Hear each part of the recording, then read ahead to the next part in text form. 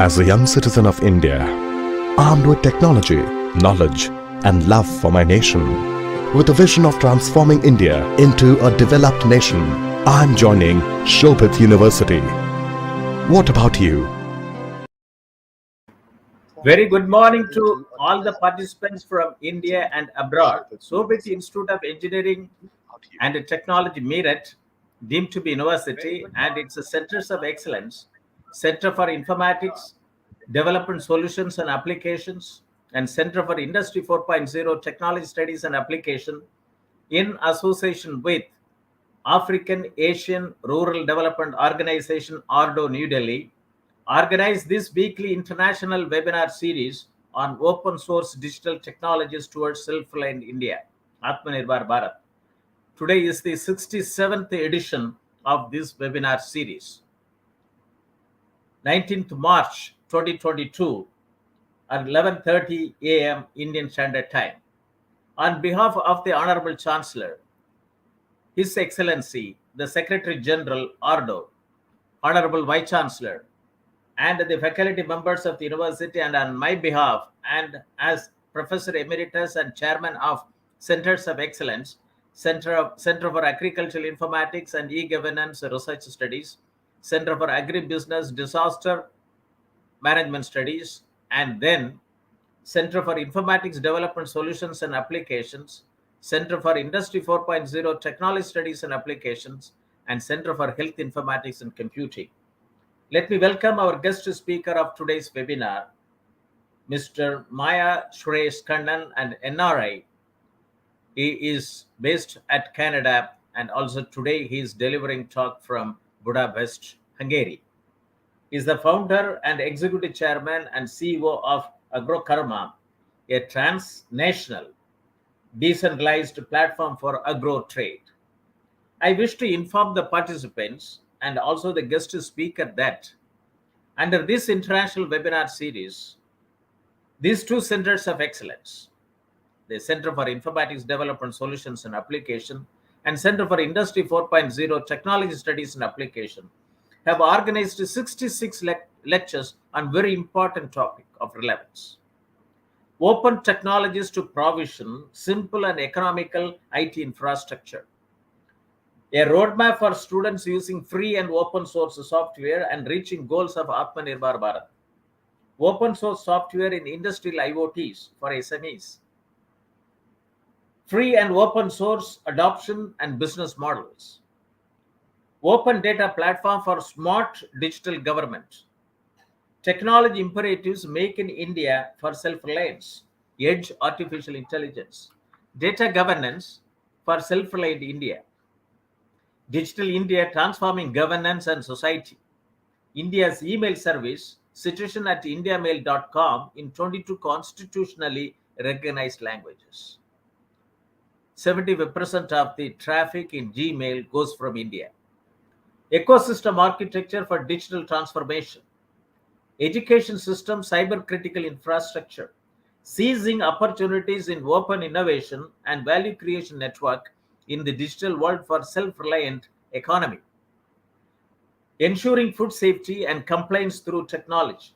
Digital India, urgent need for semiconductor manufacturing in India. Technology investment in agriculture value chain, role of foreign direct investment. Entrepreneurship and skill development, AI design pathways.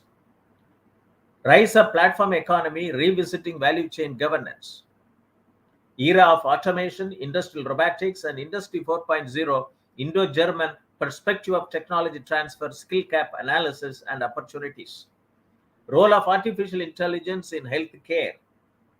Current developments in diagnosis and vaccine research. Role of digital agri-tech and agri-startup perspective. Health informatics, network value chain, e-health system, and beyond. Leveraging emerging technologies for ensuring transparent and traceable agri and food supply chain. Leveraging emerging technology for ensuring transparent and traceable agri and food supply chain. Unleash the power of citizen development for enterprise software development. E-governance models towards sustained quality services to citizen backed up by technology. Indian MSME to adopt Industry 4.0 technology capabilities, urgent need for mentorship and accelerator program. Building public digital platform using microservices and APIs. Health informatics network value chain, early childhood development and learning. Health informatics network value chain, clinical AI, interface between machine learning and health informatics. Health informatics network value chain, importance of social medicine and community health in the times of health emergency. Gravity filter, a simple and low-cost solution to the drinking water treatment in rural India. Open source GovTech startup and empowering growth with automation. Digital transformation in small enterprises and small businesses of India, challenges and opportunities. National Digital Twin Program, need for a robust geospatial infrastructure. Industry 4.0 in MSMEs, benefits of indigenously developed CollabCAD software from National Informatics Center. Mass serialization and anti-counterfeiting solutions to fight illicit trade. Cybersecurity risk, challenges and solutions, intelligence approach to reduce cyber risk. New Internet IPv6 root server towards Atmanirbhar Connected Bharat. Indian startups, reflections and possible policy interventions needed for scaling up to Gram Panchayat. Blockchain and crypto for digital assets platform, pathways for global trade. Robot as a service, leverage technology to solve enterprise challenges. Space startups, connecting to international markets with emerging business models. Enabling technologies for future vision. Vivekananda Secondary Education and Skill Development Mega Project, its potential impact on rural entrepreneurship and rural economy in India. The Sports Grail, a digital sports media platform and prospects of Indian sports industry sustainability model and global level. Pharma 4.0, Industry 4.0 applications to pharmaceutical manufacturing, path to a digital transformation. Accelerate and scale non-linear growth through partner ecosystems. Technological renaissance and the human capital, a perspective. Health informatics network value chain, medical outreach, challenges versus potential. Beyond COVID-19, revitalizing micro and small enterprises. Project management essentials, launchpad for future CEOs and startup founders beyond. Society 5.0, a new society beyond Industry 4.0 and post-COVID-19. Smart village community, the African ICT IoT lesson. Digital economy, ways and means to protect, empower for self-reliance. Pragmatic ways for Atmanirbhar Bharat. Democratization of essential services by using sustainable energy as a catalyst. Transforming India through relevant education and vocational training. Digital technology in simplifying citizen life. Online learning during the pandemic and future. Smart microeconomic zones. Pathway for self-reliance at village level, Atmanirbhar village. Crime prediction support system. Knowledge management for development partnership to achieve the sustainable development goals of the UN and implementing the Agenda 2030. Millet value chain from IoT to blockchain, a traceability roadmap. Aspirational district program in left-wing extremism affected district, a successful model of data-driven governance. Today is the 67th edition of this very important webinar series. We will have the talk by our guest speaker, Mr. Maya Suresh Kannan, founder, executive chairman, and CEO, AgroKarma, a transnational decentralized platform for agro trade, Canada, on a very important topic, digital agriculture supply chain and trading hub, a geoeconomic perspective. Dear participants, you see the keywords: digital agriculture supply chain, trading hub, geoeconomic perspective. Atmanirbhar Bharat is the road ahead. It is the vision of our Honorable Prime Minister Shri Narendra Modi, rested on 5 I's: intent, inclusion, investment, infrastructure, and innovation, and based on 5 pillars, namely quantum jump in economy, infrastructure, one that represents modern India, system 21st century technology driven, vibrant demography, and a demand whereby the strength of our demand and supply chain should be utilized to the full capacity. Related to the today's topic, I would like to quote from the Doubling Farmers' Income by 2022 report 2018 of Government of India. I was associated with the 2 volumes of this report as its group leader. Volume 11, which talked about empowering the farmers through extension and knowledge dissemination, and Volume 12b, Digital Technology in Agriculture. Volume 3 is Post-Production and Agri-Logistic, Maximizing Gains for Farmer. Volume 4, Post-Production Intervention, Agriculture Marketing. These 4 volumes are very important with respect to today's topic. Volume 12b, Digital Technology in Agriculture, which recommends 7 mission board programs for digitalization of Indian agricultural systems. They are Digitalized Agriculture, Digital Technology and Innovation in Agriculture, Digital India, Make in India, Skill India, and Startup India programs for transformational reforms in agriculture sector, namely smart irrigated farming, smart rainfed farming, and smart tribal farming. Digitalized agromet advisories and agricultural risk management solutions. We recommend open insurance ecosystem. Digitalized agricultural resources information system and micro level planning for achieving smart village and smart farming. Digitalized value chain for 400 agricultural commodities from India. Digitalized access to inputs, technology, knowledge, skill, agricultural finance, credit, marketing, and agribusiness management to farmers. Digitalized integrated land and water management systems, per drop more crop, and digitalized farm health management for reduction of farmers' health. This is to promote one health, eco health, that is human health, plant health, animal health, soil health, water health, fish health, and environmental health. 85% of the disease which we get come from animal. COVID-19 is one such thing. That Digital India program aims to transform India into a knowledge-based economy and a digitally empowered society. And its report, India's $1 trillion digital economy, talks about the 30 digital themes, and if scaled up nationally, can accelerate India's progress in 9 key areas. Digital platform economy is emerging. Digital ecosystems are essential for digital transformation in the digital world. Frontier technologies in the digital ecosystems in the planet are cloud computing, mobile phones, IoT platforms, social media, GPS, advanced human-computer interactions, authentications and intrusion detection, 3D printing, smart sensors, augmented reality, analysis of big data, and advanced algorithm and user data collections. Ecosystem analysis with respect to India is concerned. We have Digital India, we have Make in India, we have Skill India, we have Stand Up India, and Atmanirbhar Bharat and Mission 2022. But we aim to achieve Agriculture 4.0. German has brought and introduced to the whole world Industry 4.0.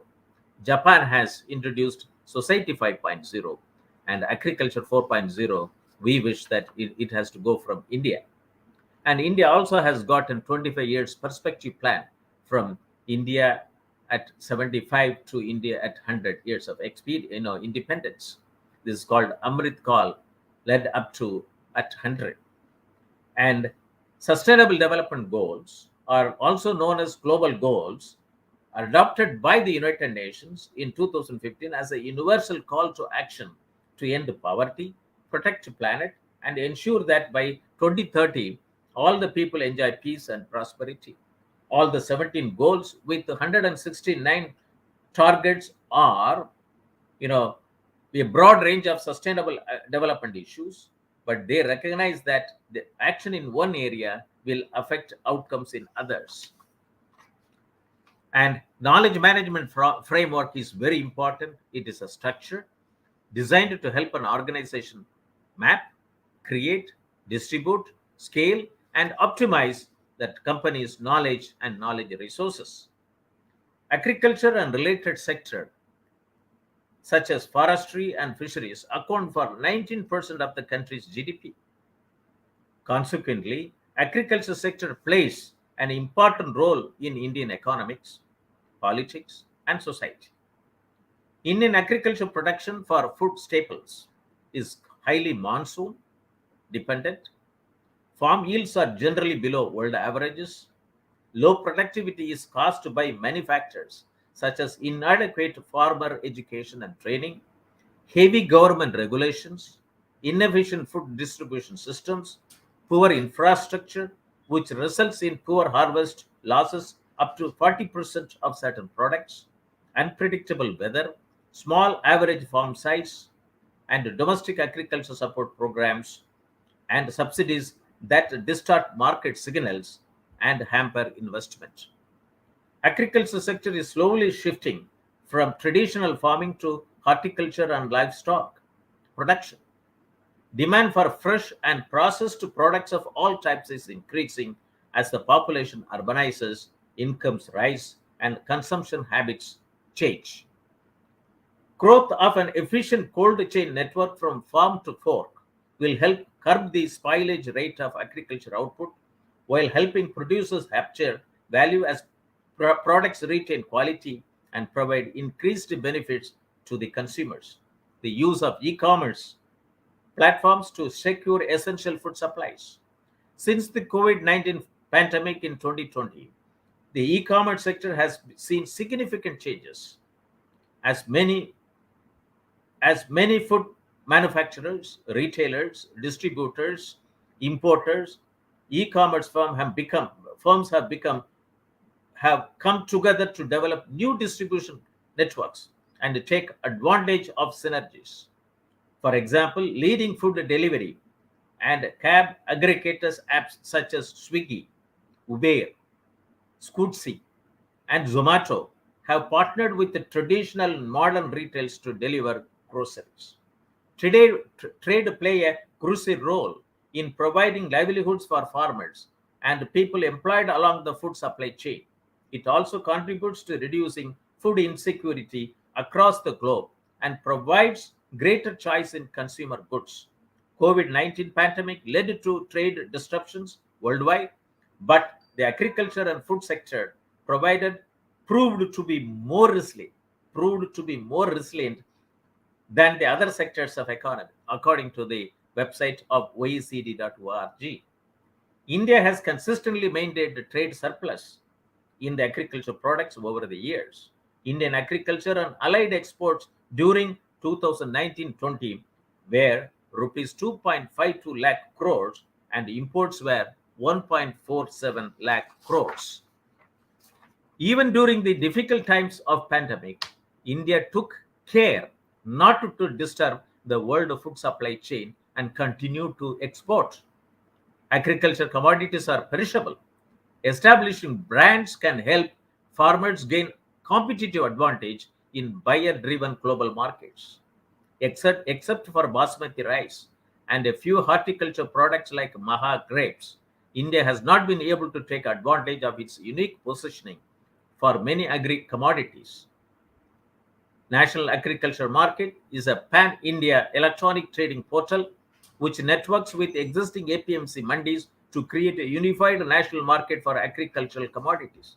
AgmarkNet project during 2000 and 2008 had a network to more than 3,500 agriculture produce wholesale markets in India, with which I was closely associated from the beginning of the scheme development and operationalization as the Deputy Director General, National Informatics Center, Agricultural Informatics, for reporting spot market prices for about 400 agricultural commodities.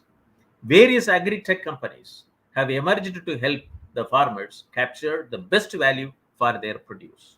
Several firms are working on remodeling the whole supply chain through efficient distribution systems and are trying to reduce the number of intermediaries involved in the value chain to increase the farmer's profit.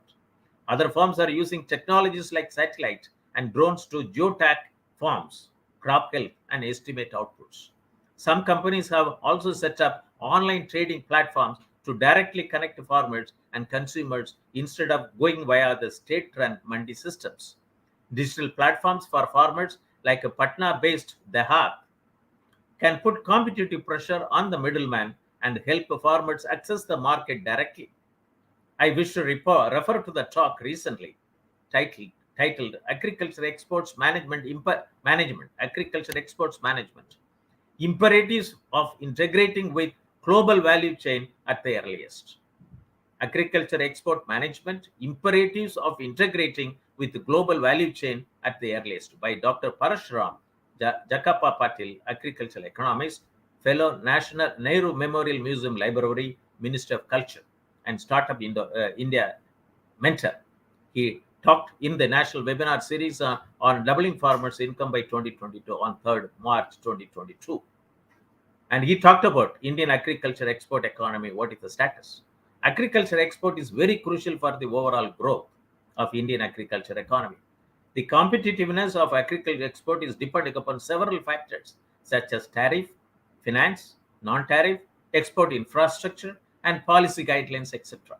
India's agriculture export competitiveness is differed from products to products. Hence, detailed research on individual commodity-wise analysis is required. India is facing tough competition in global export market. Therefore, to sustain in market, India has to improve export competitiveness of the exportable commodities. I would like to quote from the synopsis of the guest speaker. He says, Mr. Suresh Kannan says, as the world goes through the digital transformation at an accelerated pace, traditional ways of agriculture, forwarding, and trade will not provide sustainable growth as provinces, nations, and economic regions. He says, as the world goes through the digital transformation at an accelerated pace, traditional ways of agriculture, forwarding, and trading will not provide sustainable growth to provinces, nations, and economic regions. With the players focusing more on geostrategic gains to the competitors within the economic zone region, agriculture will be one of the major drivers for such gain. Kannan argues that there is a need for systemic changes to the way agro supply chain and trades are currently being done. Within the borders, nations should focus on the aggregation of smallholder farmers by making them stakeholders in the entire trade cycle. I appreciate that. He will substantiate his argument by presenting his vision of how AgroKarma is designed to address this and help institutions, societies, states, and nations to gain strategic geoeconomic positioning compared to their neighbors and competitors. Farmers, traders, agents, bankers, private institutions, farmer markets, farmer unions to trade the agro commodities by converting them into tokens of digital trade, equity access, AgroKarma, smart market. GeoEconomics is the study of spatial, temporal, and political aspects of economics and resources. The deep tech geoeconomics will be the game changer for the digital transformation of societies around the world. Future farming society is the one where the farmers are automatic stakeholder in the entire trading life cycle. After Narendra Modi's rise to the power in 2014, India started a more active foreign policy focusing on the geoeconomic purposes of the country, according to the paper published in geopolitica.hu website. Trade in natural and agricultural goods have long been a key part of economic growth, but not all growth is sustainable. Government and business agencies from 5 predominantly agricultural districts around Varanasi will coordinate their activities to make a region a source of exports to the Gulf. It is a recent experiment. And government and business agencies from 5 predominantly agricultural districts around Varanasi in India will now coordinate their activities to make the region a source of export to the Gulf. With this background, let us now turn to the address by our guest speaker, Mr. Suresh Kannan, founder, executive chairman, and CEO AgroKarma, a transnational decentralized platform for agro trade, on a very important topic, digital agriculture supply chain and trading hub, a geo-economic perspective. This topic will motivate and galvanize the participants watching over telecast through facebook.com/oblique Shobhit University India or youtube.com/Shobhit University in or linkedin.com/company Shobhit University for motivating them to get inspired to work through startups at the Gram Panchayat level with respect to district of agriculture supply chain trading hub smart trade hub projects. India has got about something like 2.25 lakh Gram Panchayat. AgroKarma is a transnational organization that provides an innovative business model for agriculture commodity trading, and AgroKarma is powered by Karma Capsule Network, a unique breed of convergence of networks that brings the power of artificial intelligence, IoT, and blockchain together. Indian farming community comprises of about 14.5 crores operational holdings, of which 85% of the farmers have small and marginal operational holding. Smart irrigated farming, smart rainfed farming, smart tribal farming, and smart hill farming will facilitate that. Let me introduce our guest speaker, Mr. Manish. Can we put the profile? Mr. Suresh Kannan is a futuristic entrepreneur and a strategic consultant in the deep tech space with a specific focus on geoeconomics. He liberates brands, institutions, leaders, and nations from systemic failures and help in accelerating the geoeconomic transformation. He plays a key role in developing successful geoeconomic ecosystems using deep tech models, frameworks, and methodologies. He is the inventor of Karma Capsule Network, a deep tech systems. His clients span brands, institutions, state, national governments, and social organizations through four models: Mayanomics, Mayalogical, Mayaness, and Maya Nation. His key expertise include strategic alignment of deep tech with geoeconomics and geopolitics, consulting, public speaking, boardroom advisory, and private coaching for leadership. Digital transformation acceleration using innovative business oblique technology models. Deep dive strategies in tokenization of cyber-specific physical assets across every industry. Innovative business models development using artificial intelligence, natural language processing, machine learning, and robotics. Specialist in developing society-styled profit cooperative unicorns business model. Specialist in developing society-styled profit cooperative unicorn business models. Planning and implementing geo-economic ecosystems model for brands and businesses to gain economic exponential growth. Developing new digital financial capital market products. Digital financial capital market products. Solutions powered through AI, blockchain, and deep tech. With this introduction, I welcome Mr.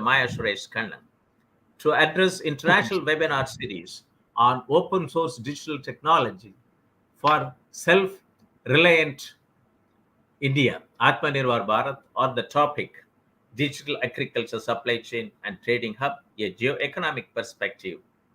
Over to you, Mr. Kannan. Good morning, sir. Welcome. Goodbye. Thanks for the good introduction. It was a great introduction, by the way. I'm very glad to be here in this platform, and I thank Shobhit University and ARDO and other folks for putting this thing together, and especially a very big thank to you, Dr. Moni, for making this happen. So I don't need more introduction.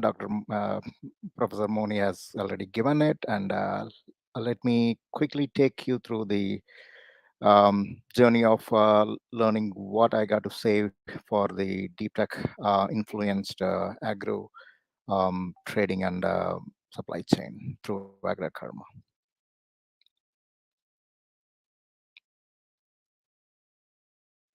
Okay, so what are we going to cover in this? The agenda is to first, I'm talking about systemic change in the digital transformation.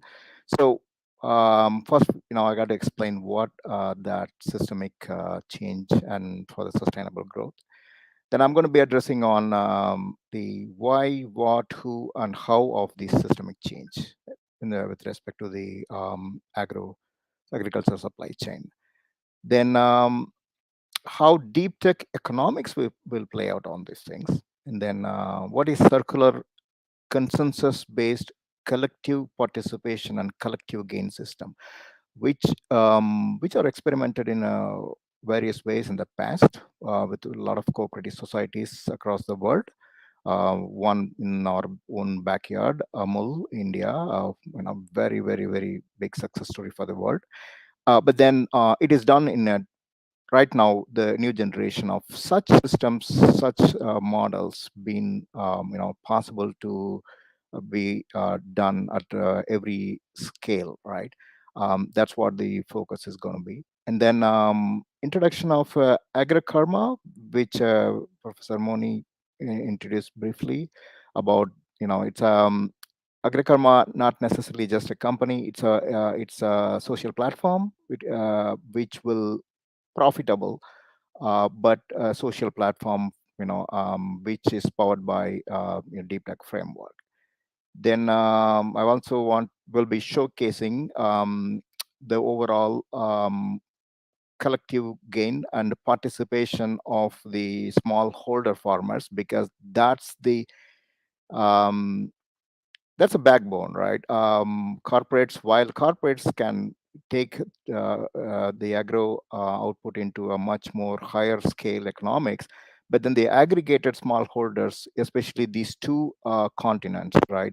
Indian subcontinent and Africa, the smallholder farmers are larger in numbers, and they collectively, represent a group which is mostly untapped or under represented. So that's what major focus on such a new breed of platform is going to be. Then I'm going to be talking a little bit about the multi-region cooperative systems, and then going to showcase on uh, how it's out there. Research says over and over again has proven the mass production doesn't mean that quality yield. So individual participation and a happy farmer, a happy cow is the key to good yield, and that's where going to be our focus, in this system. So quick in the industry, in the corporate world, we call elevator pitch. It was 3 lines, but I added more to reach this audience. So AgroKarma is supply chain and trading platform for moving the agro outputs without hurdles, and then make them into simple and tradable and multi-packaged parts. So that's a key here, right? Moving the goods plus making them more tradable in simple parts and packages.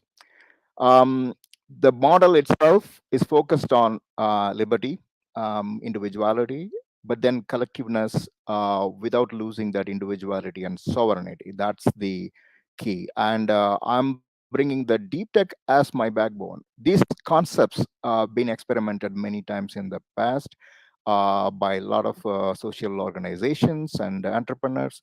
But now we are in the era of convergence technologies. The greater innovation is silently going on, unfortunately not tapped by many people, and I'm bringing it to the table, how it can be packaged and put to use. Okay, then why aspect of it? Why we have to talk about the AgroKarma or systemic, a change. Um, so as Professor Moni introduced, quoted what I have said. Basically, the nations are repositioning their geostrategy in agriculture through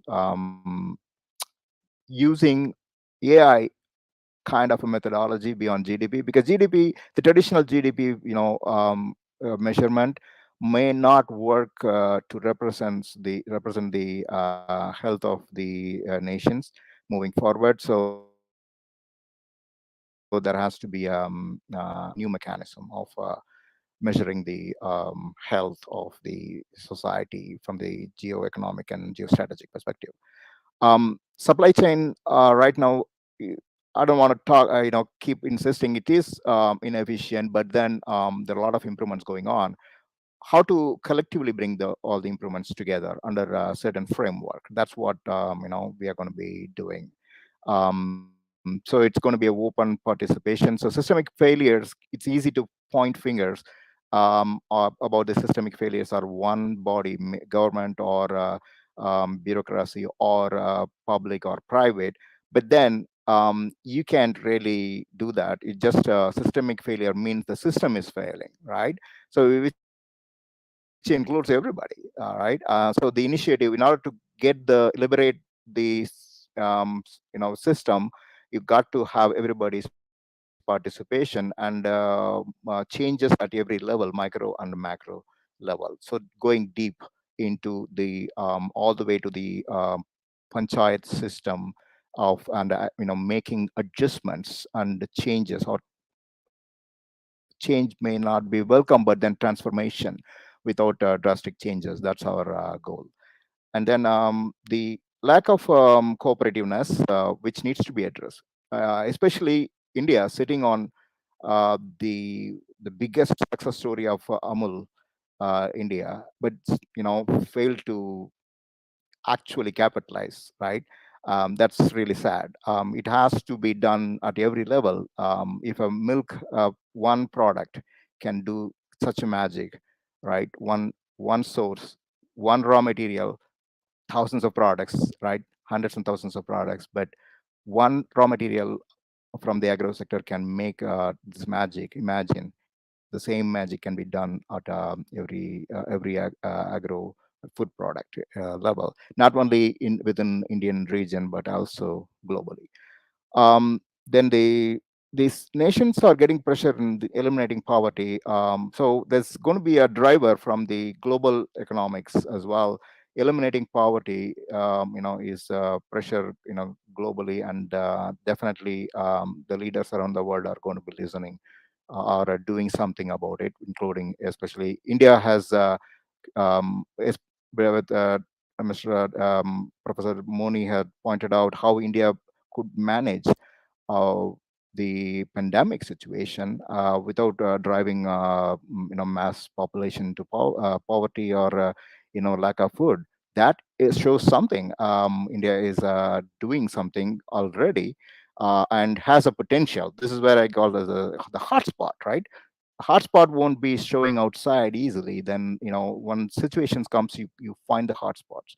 So then that means there is a potential, great potential, and it has to be taken out, and then the model has to be um, understood clearly, what works and what didn't work. Most of the things work. That's why we could able to go through that process, right?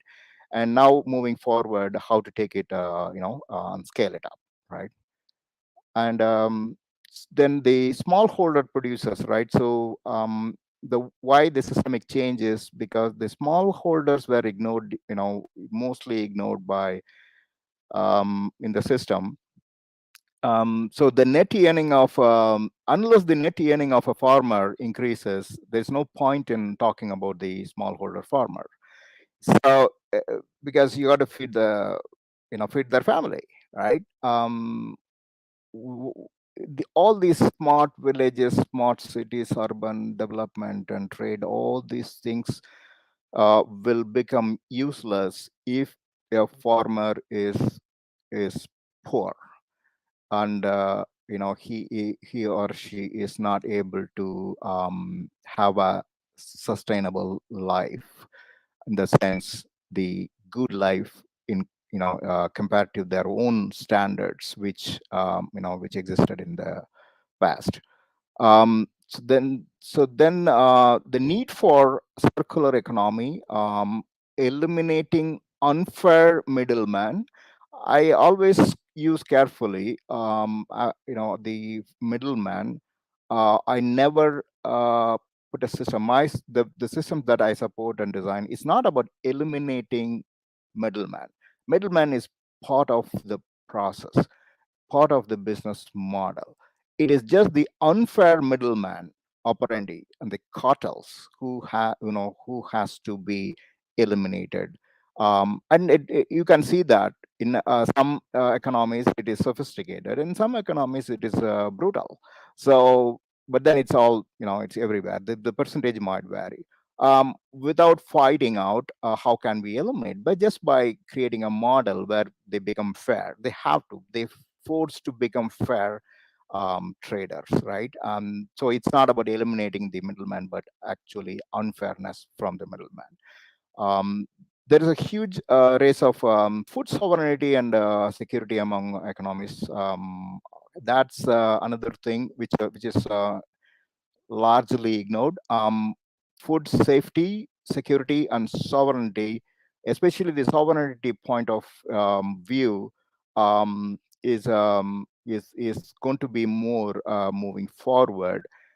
It's not about the millet from a millet package in a package with a brand, but the millet coming from a specific region, from a specific farm, that is going to play a greater economic role moving forward. So it is so important for that region and those farming community, or to protect the sovereignty of their outputs.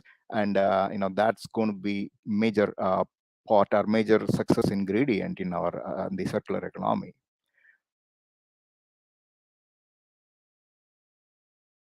And the incentivizing the farmers, it's missing. It's missing for a reason.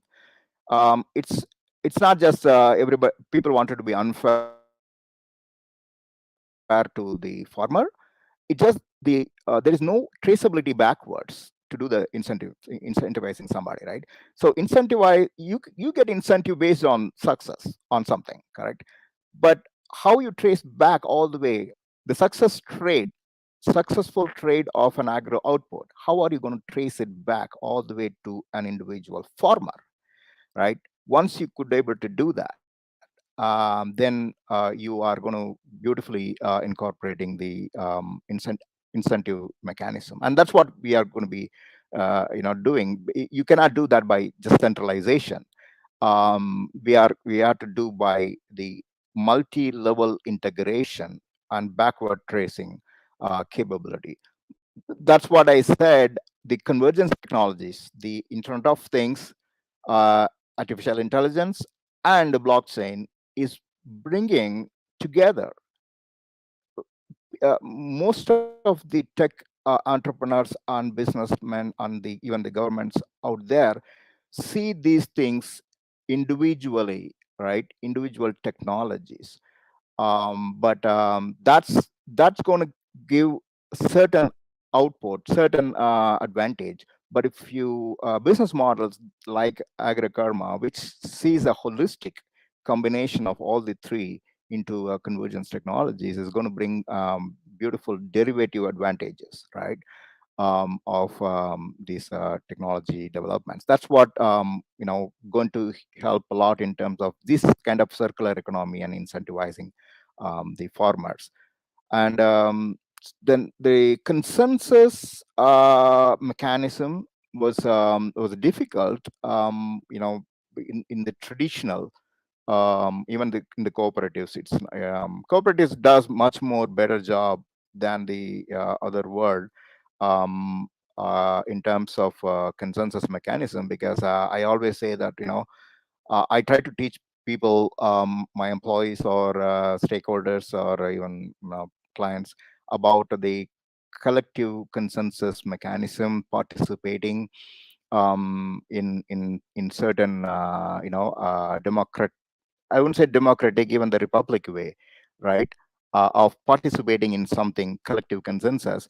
I would be better off teaching a villager easily than a highly sophisticated, individual, highly literate individual.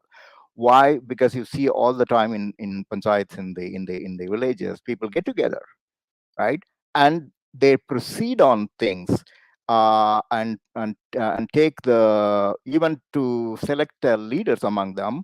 Now they do it. It has been practiced thousands of years, and we fail to learn it from the local panchayat and then make it available. And that's what we did. We this consensus mechanism, it's easy to say, but practically to do it. Even in blockchain, there's a consensus, everybody coming to a consensus. If million people are coming to consensus, that means it's not going to be, even 10 people coming to consensus is difficult. How can you make million people to come to consensus of something, right?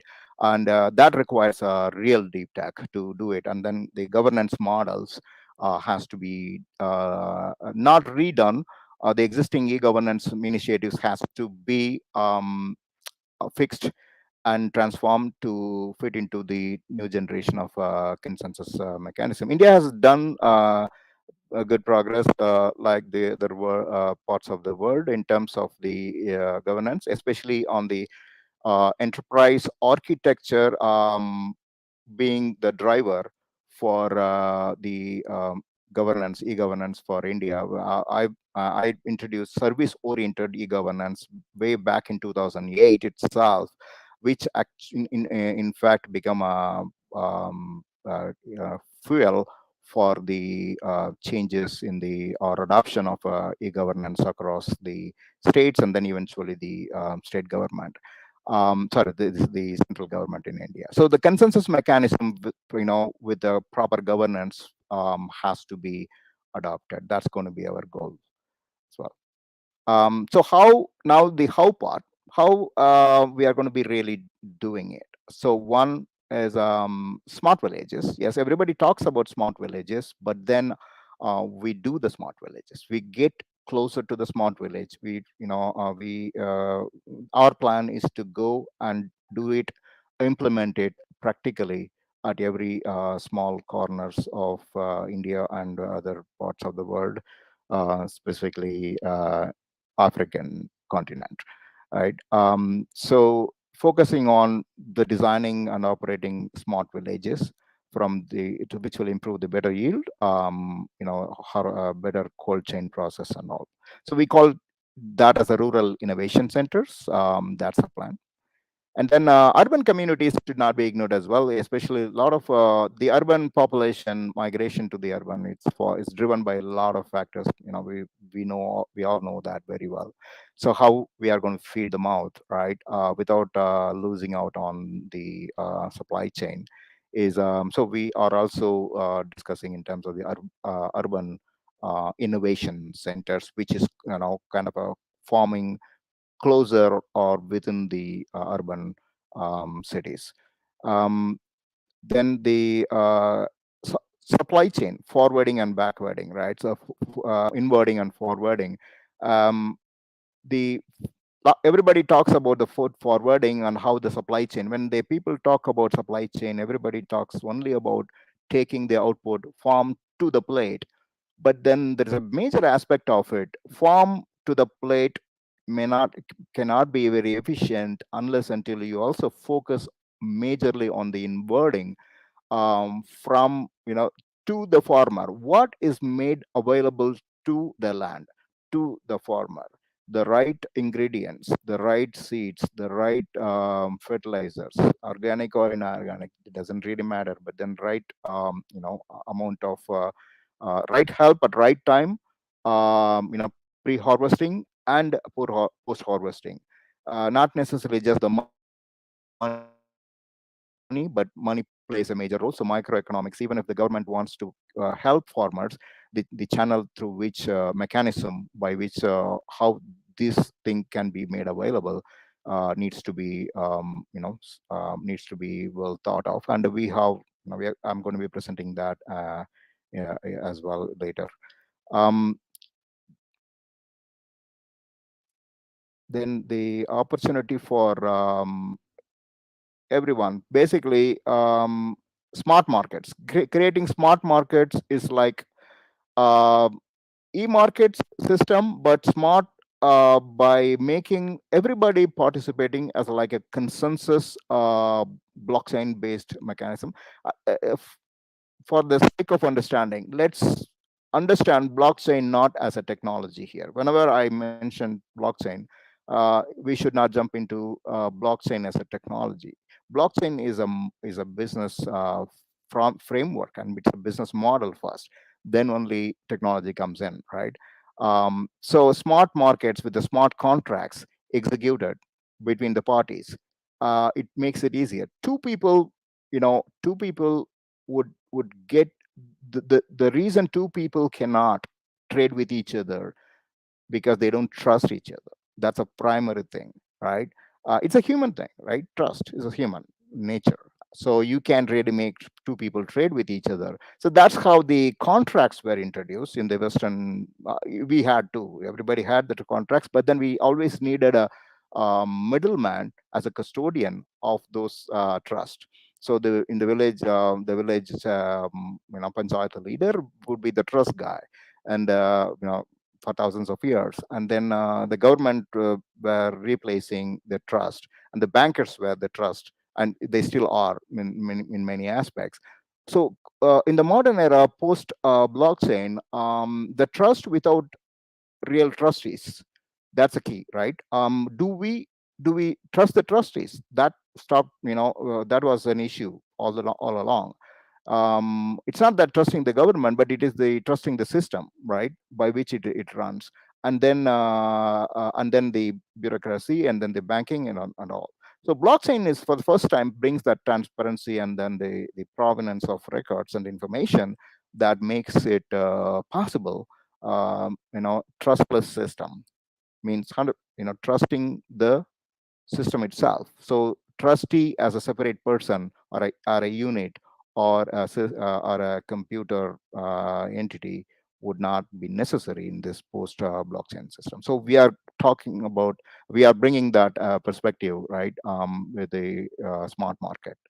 And then the smart contract, I just discussed about it. So the price fixing, transfer pricing issues, and other issues which exist in the current business models can be eliminated to a greater extent by getting into smart contracts.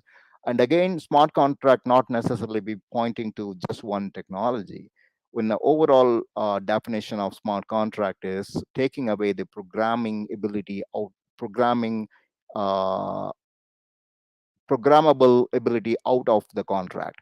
I know a lot of people will be surprised. It is about putting the programming ability inside the contract. That's what you may say. You may think it's a smart contract. A traditional paper-based contract, you put programming into it. No, that won't make it smart contract the way we look at it. Smart contract is based on immutability. Can you avoid any changes, any bias put into this system, anybody in the future, right? If the contract is immutable, then only it is a smart contract. So in our definition, and it is globally, it is accepted moving forward in terms of the blockchain systems, right? When we bring that capability into the agri trade, the smart contract is going to be phenomenally applied across, across multiple um, agro unions, between the farmers and the corporates, unions and the corporates, everybody. It's because it's a collective system and a circular economy. So that's the multi-state transnational cooperative societies is would be our driving model, uh, powered by the technology. Then funding the farmers through the syndication is possible with such systems, because in the trust, the system is very transparent. It is immutable. That means elimination of a lot of flaws which exists in the current system. So funding the and farmers through the syndication is going to be great opportunity with such systems. Then the added service additional to the agro commodities, to increase the tradable value is another thing which such systems bring in. Then, as I told in the beginning, the scale of economics fail in the agriculture. Basically, individual participation is equal to better yield in agriculture. So that means it is very difficult. How are you going to increase the scale?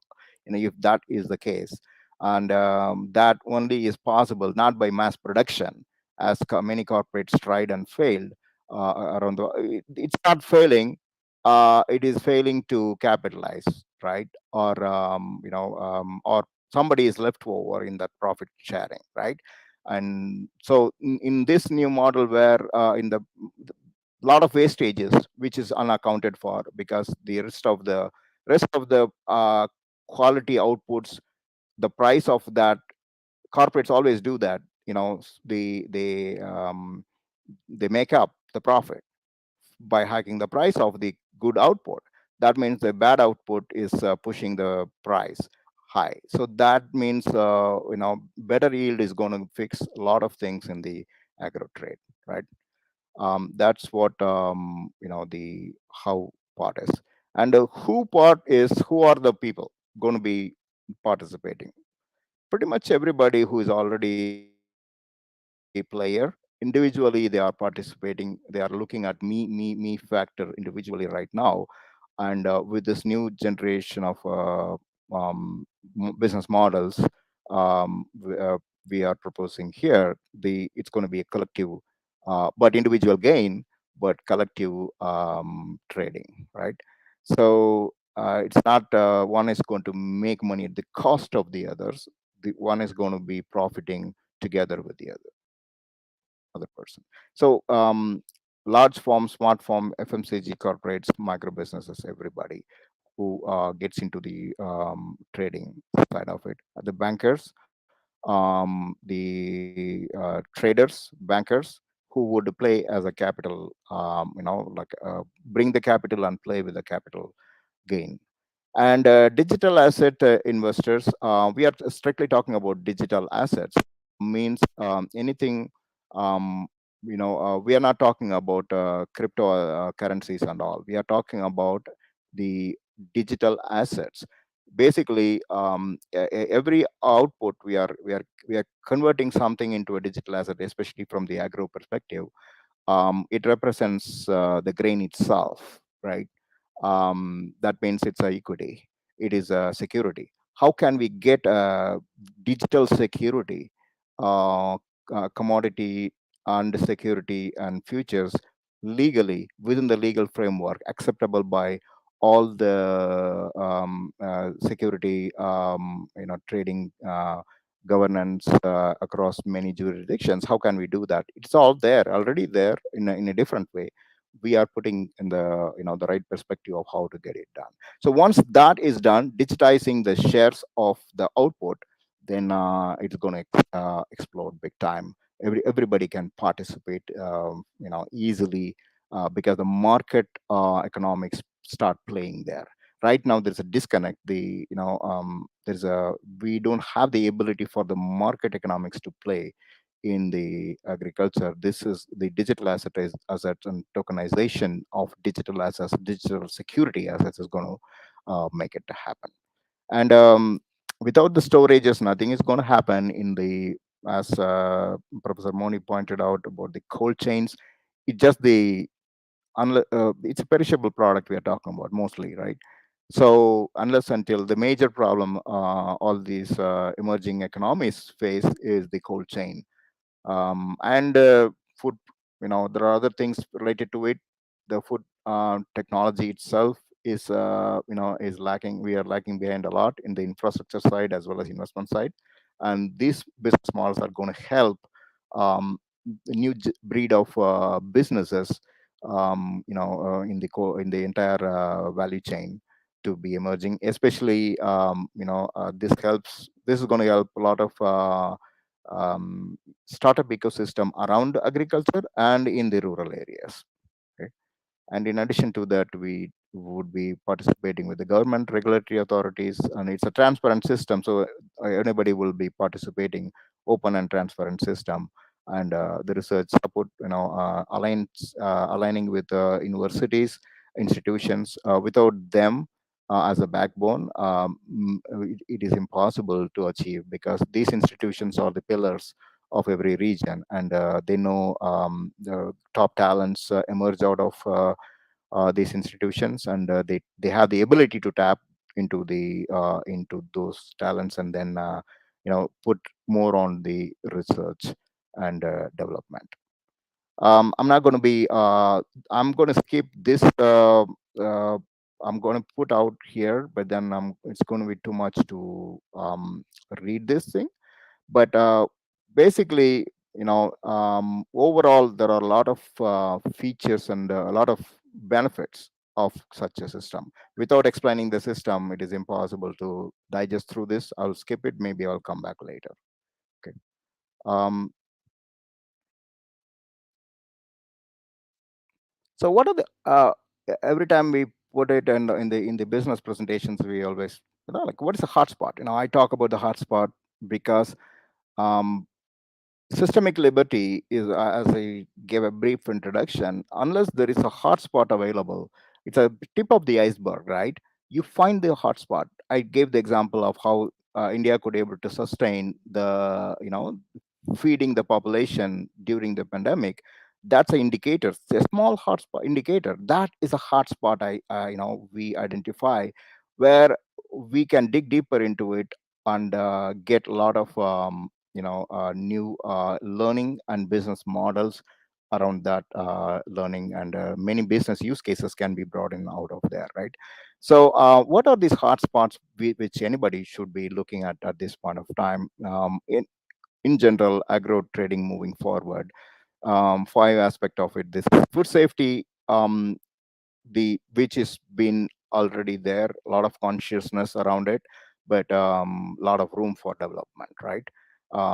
So all these aspects of it, needs to be improved in order to really talk about the food safety, right?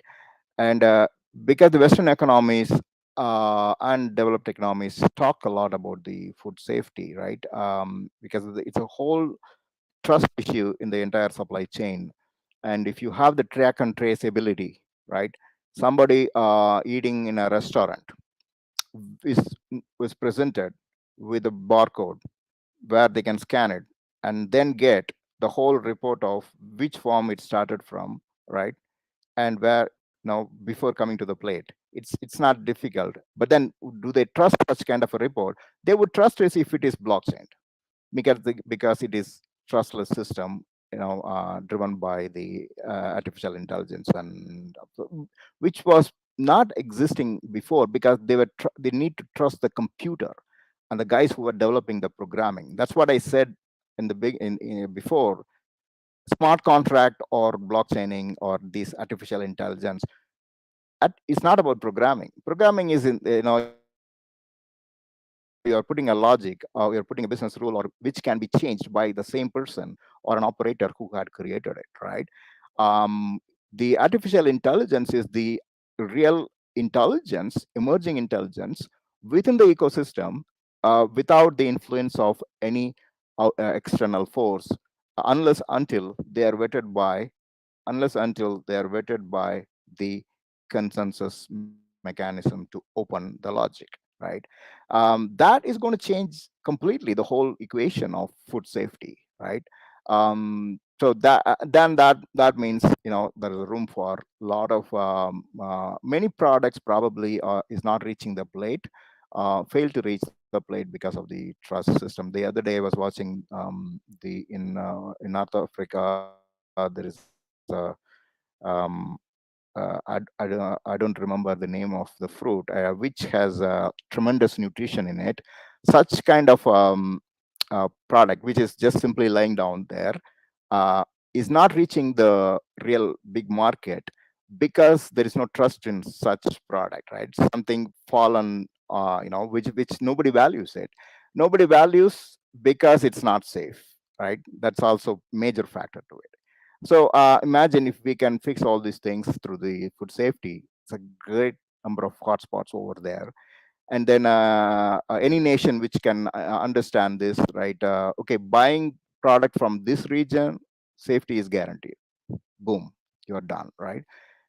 Then the security and fraud is like is something being tampered in the entire supply chain, right? So for that, the provenance of information is more important. Can this recording of this information, can somebody can tamper with it, can change it, not only the information but also the access to the product. So access to the product, our um, our solution is the chain of all these storages is blockchain.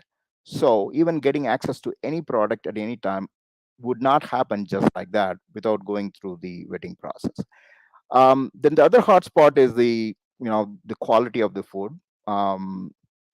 My son, a couple of years back, when I was in the US, when um, my son refused to eat a chicken. Then we were inquiring why you are not eating this chicken. He said it's a bumpy. The chicken is bumpy. We didn't understand what is bumpy, and we laughed at it. It is not, because it has a bump in it, right? The chicken piece. Then we didn't understand. We didn't realize. But then I was so shocked. The next day, I went. A couple of days later, I went to U.S. Department of Commerce food forwarding seminar. There, they were putting up a slide on these bumpy foods. I didn't know. The 7 years old knew something which I didn't know. Bumpy food were rejected. Bumpy. It's like a small bump in the potato. Rejected. This is the generation of consumers we are dealing with in the urban side, especially. This is one aspect of it. But the food cult is there. Is whether we like it or not. Everybody wants to be organic. Everybody wants to have a good food, healthy life.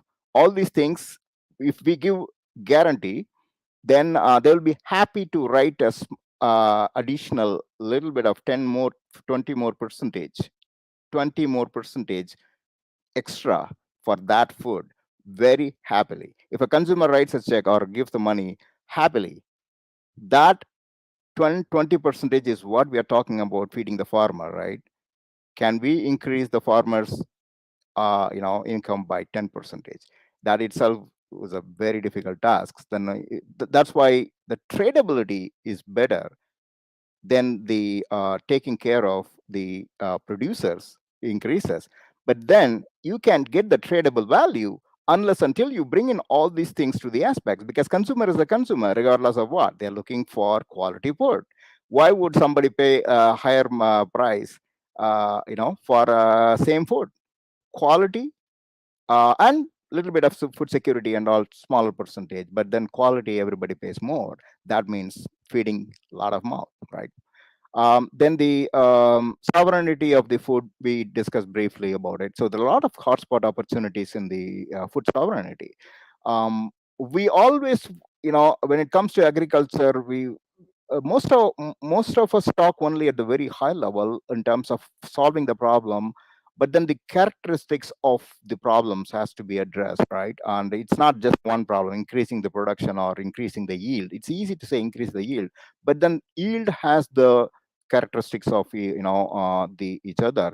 In the in my white paper about karma capsule network, I did deep research many months in terms of philosophies, and because science comes from logic comes from philosophy, so I had to all the way dig deeper into the philosophies. One thing I found out is a thing and the in its original form, ideal form, versus all the near ideal form, there are characteristics. right, of a thing. You can define a thing's purity without understanding what characteristics of the thing that makes it pure, right? So if you're talking about agro output in its purest form, tradable, high tradable value, then you got to go look into the aspects of it, the characteristics that makes it to the near purest form, right? So these are the at least a few pointers, right, where the next generation entrepreneurs should be looking at, who wanted to be winning in the agro space, and the government should focus heavily on doing more research, collaborating with the institutions to get deeper into such things. um, so the overall, this table shows the problems: inefficient systems, food quality fraud, and tech growth not matching with the actually agriculture trading, agriculture supply chain. Then the modernization of the entire supply chain business models, or the root causes. That means lack of urban and rural linkage, which is still exists a lot. Inefficient middleman, and and the regulatory body. Inefficiency in the process itself, and the lack of trust, which we discussed a lot about it. Lack of trust is the major driver in terms of the trade, and we are that needs to be solved. And lack of innovation, correct? These are the root causes and the solutions. um, Now the drivers. What are the drivers for this transformation? This is the numbers taken from the Indian scenario. It would be varying in the other scenario. Maybe in African scenario, it may be pretty different. Not much different, I guess. The Basically, the decentralization of the decentralized cooperative. Three aspects, three drivers: the decentralization, basically getting rid of the oligopolies, right? Oligopolies, local and global oligopolies, who are cartels. That means decentralization would bring opportunity to do that. The second thing is um, farmers participation, giving the freedom for farmers to participate in the entire farm to plate, right? Movement of goods, trade, and commerce. So that's what we talked about, how to incentivize our farmers. Then empowerment and protection of the farmers on price assurances and the farm services. Protection not from just only from the government, but the system itself give the protection. That's what we meant here. In Indian scenario, the problem, there is a gap between 65% price difference between the farm and plate. That means it's a huge difference. In developed economies, not that much difference, right, from the farm to plate. So that needs to be addressed. This is where most of the capitalization and the opportunity is lost as well. In order to get that gap, to sustain that gap, the players are playing things in the raw, many times stupid ways, to sustain their profit. But they are thinking they are making profit, but they're actually not even making the right profit they would be making by liberating the whole thing. So this is old style of people thinking with the systems, and the communities coming with a old mindset, of controlling, right? That is a major issue, and we are going to be doing something about it. Farmers are in distress, that everybody knows, and no provisions for better grading or incentivizing the better crops that we discussed. And mismatch between the demand and production. Yes, a lot of organizations provide the statistics, help the farmers in forecasting the which product they have to grow, and which what information they need and all. But one thing is information about the trading beyond one season, right? uh, I read a lot about it, and then I have seen many in real life as well.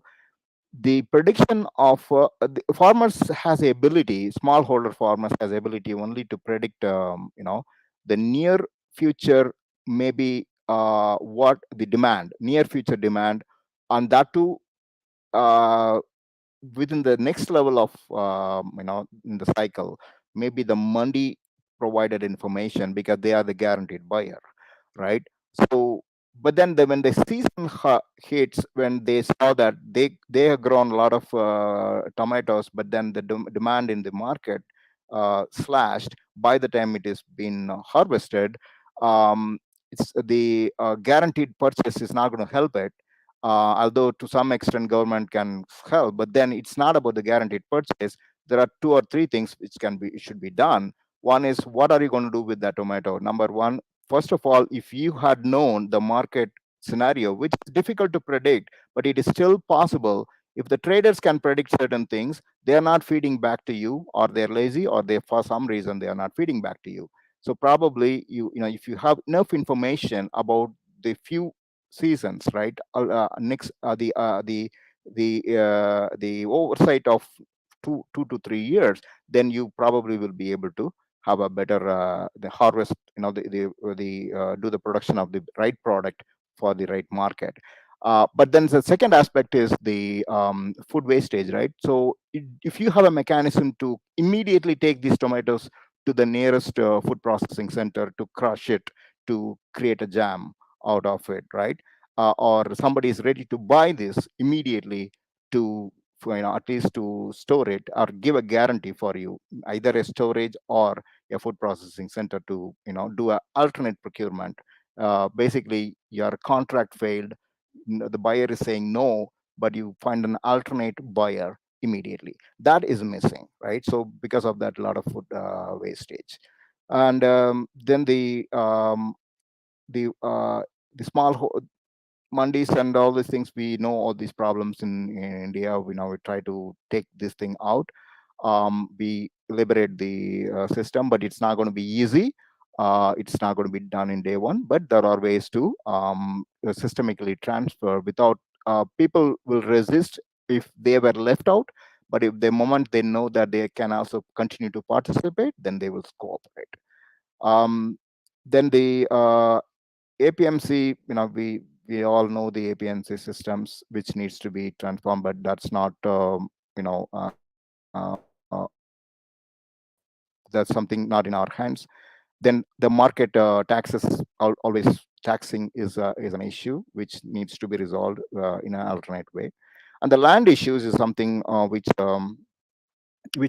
goes unnoticed. Lot of these farmers, either they are, most of them are actually doing the farming in the borrowed land, or they take a lot of loans on this land. And many times the settlement of land between the family members is a major problem. Then they stop doing the if the family has only 10 acres of land, or to 20 acres of land, and then there are three siblings. Then if they fight with each other and they have to divide it, then already 20 acres is a very small to really do the sustainable farming. If you divide that into three, then that family is going to simply drop. They have to still divide the land, and they will drop the farming as their profession, and they get into poverty as well in spite of owning the land. These things are very systemic problems. We may not have direct answer to this, but then we do have a way to address this problem by bringing the overall economics of the circular trading, and keeping the land as the uh, part of the ecosystem. Okay, so the solution: marketplace, autonomous collective consortium, consensus mechanism reached through the automation. uh, Commission agents become traders themselves. We are not getting rid of the commission agents. We would make everybody a trader. right? Participate, bring value, get your output. Then transaction agents offering digital services versus charging for the transactions, which many times were exorbitant amount of money, but then that can be converted into digital services. Then the land conveyance and protection is a hot spot. Conveyance and protection. Farmers can bring their land instead of getting the land into the hands of predators. They can protectively bring the land, because land is a major capital, right? Which has been used in all industries efficiently. Mortgaging or within the farming, it is the way it is currently handled by the existing mortgaging system or borrowing system is not giving them enough capital with protection. But then the collective, in the cooperative styled digitization of these land conveyance would help them to improve it. Um, so this is the model, the current model versus the existing model. In the circular model, everybody has an opportunity to deal with each other. But who is the broker here? The immutable smart contracts and immutable consensus mechanism among these systems powered by artificial intelligence and blockchain, right? That's the future model with AgroKarma. So what is the deep tech behind the scene? So this is the my invention, Karma Capsule Network, which basically it's different. The technical term of this invention is reinforced CapsNet. Essentially, capturing the past with the value, with the state, is going to give lot of room for not just only digitizing the data and the information, but also make this information tradable with tiny bits and pieces and parts, right? um, is that a blockchain network? Yes, it is partly blockchain network. Is it an artificial intelligence system? Yes, it is a deep tech. Basically, it's a neural network design. So based on CapsNet, famous scientist Jeffrey Hinton's artificial intelligence system called CapsNet. What I have taken that as a baseline to create a reinforced CapsNet with adding our business model on top of it. Reinforced CapsNet is bringing the inputs, reducing the bias in the network by learning from the system. The system itself feeds as an feedback into the CapsNet. CapsNet is about deep learning and keeping the information deeper in the network. So why it is relevant to here? Because that's missing most of the technologies being implemented. Everybody is trying to implement systems that is programmed, right? And then trying to achieve humongous result, which is, again, you are creating one other system. You are not liberating the system. You are creating one more system. you know Systems evolved in the last 50 years, computer systems, from mainframes to all the way to open systems and all. But then artificial intelligence is at this stage of artificial intelligence system has grown a lot. Every decade artificial intelligence was tried and dumped because you couldn't make it work. But we currently are in the convergence technologies, putting the pieces together. Artificial intelligence become not only implementable but also sustainable. And the one major problem everywhere is that people call it as an artificial intelligence system, but they are doing programming, right?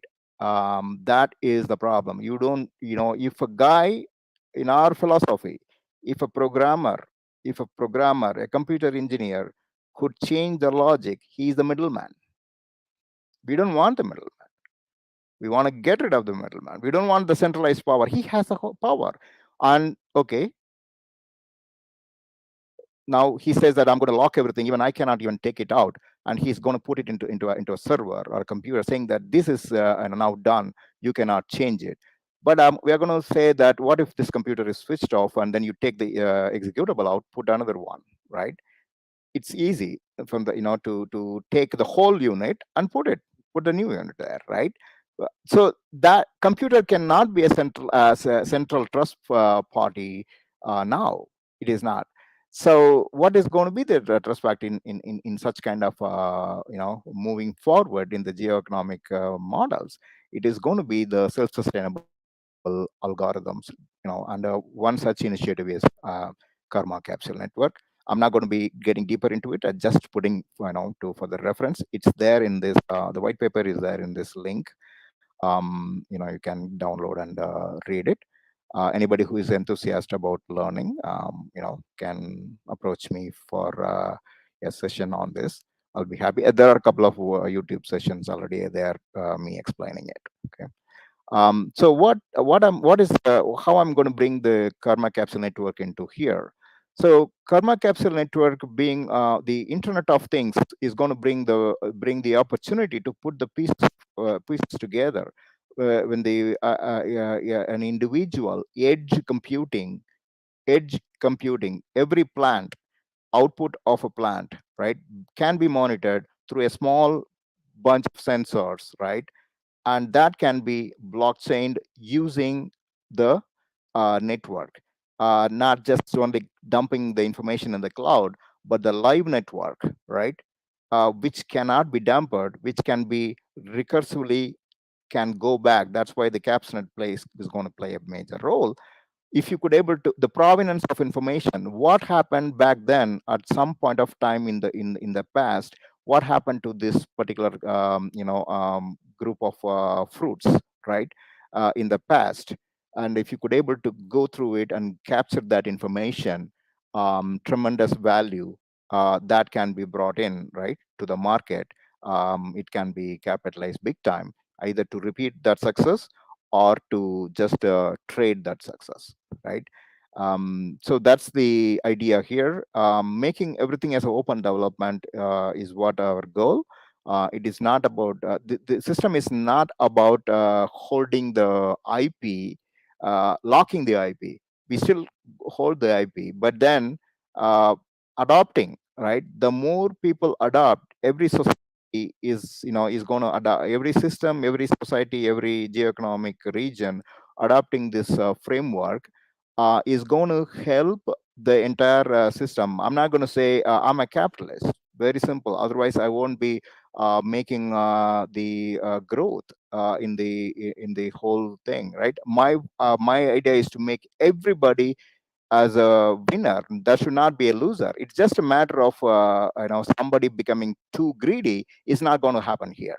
That's what it is, right? But everybody is going to be the winner, but that has to be tradable value, and we are going to be winning through that, not by locking the system. Another thing with a lot of new generation artificial intelligence and blockchain systems, the problem is the trust, because we are not relying on programming anymore.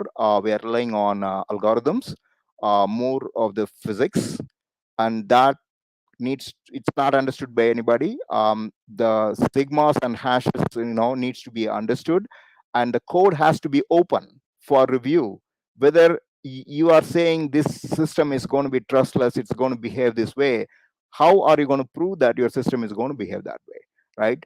Can you bring some experts look into the code? So that's why we are not interested in holding anything. We want to put this into a development outside for anybody to engage, and more adoption, more regional growth. That's what sustainable growth is going to be. I'm going to be finishing by just giving whatever I talked, going to be showing the schematic way. So agro products, this is for the whole schematic. Agro products goes to the network of storage, then digitization of the products happens. Certificates, 1 quintal of rice converted into a digital certificate. Then the certificate is, once the certificate is done, the product goes to the storage, the raw material goes to the storage, locked. then the certificate plays a role. Take the certificate, tokenize the certificate, right? Split the certificate into million pieces, because that's how the beauty of trading, will happen. How are you going to make a farmer participate, another farmer buying this farmer's product? Only by making it affordable to the lowest possible unit. So tokenization, right? Then create smart contracts. So between the farmers, between the farmer and the I won't go far farmer and the FMCG, but theoretically farmer and FMCG can also get into contract, right? Why not, right? Because it's a transparent system, so nobody's trying to take advantage of other person. If they try to take it, then everybody will come to know about it, right? So it's a fair trade. Anybody can participate, and then the insurance companies are going to have more trust in the system. They are going to do, apart from the traditional insurance, farmers are going to get access to better insurance, because the insurance companies are going to get more insight of, and they are going to get the guarantee, right, through the digitization, right? Now that gives an opportunity for bank to get in to fund it, because now the guarantee is done by in a digital way. So they are getting hold of the mortgage is done on the digital certificate, right? So you can sell your raw material. So raw material is being mortgaged by the banks through the form of digital certificate, and that opens up an opportunity to basically increase more funding flowing into the capitalization of the whole system, right? So likewise, there is opportunities for the agro dealers. So the dealers will be very happy to get involved, giving the right products at right time. Most of the time, the smallholder farmers don't get access to the seasonal raw materials and fertilizers and all, if they heavily rely on some kind of a micro funding. The agro dealer probably can give them credit much better way, because they trust the system now, not the farmers, and the system can give some kind of a guarantee. Then the credit can easily pop up, right, for these farmers to get access at the right time. One season gone, what's the point in giving all the things when the season is gone, right? So that's what the system is going to bring it as a overall consensus trading mechanism. um, Coming to the agro input, how it is going to work in the inwarding, agro inwarding. So agro inwarding, basically a farmer, the government gives some kind of a incentive to the farmer, and if the farmer takes that kind of a digital certificate to the local banks, and the banks can provide them the cash, or they take it to the shops to get the agro shops to get the right inputs. And then the insurance companies can easily provide the insurance, and then the government also informed by the insurance companies, and then the government can also support some kind of deposits, additional deposits based on the insurance taken, right? So it's a cycle of trust. Trust is the key. Once the trust is established through the cycle, then everybody participates with freedom, right? That's how. And then the paying for these agro products and all made digitalized, versus traditionally getting the raw material from local stores, versus payment digitally settling. Uh, Settlement is not easy, as we think it's easy to send money, but the settlement is different from paying money, really paying money, because especially in this digital world, settlement is 100% settlement. It is done deal, but it's not done unless until the trade completes. So when it comes to the digitalization of this whole inwarding, the settlement is pretty much guaranteed. It is a done deal, right? That's what we are trying to bring down here. um, the Agro output is all about trading. I'm splitting this into 4 stages by which the trading happens post harvesting, right? Phase 1, the raw material movement and trade readiness, moving to the storages, right?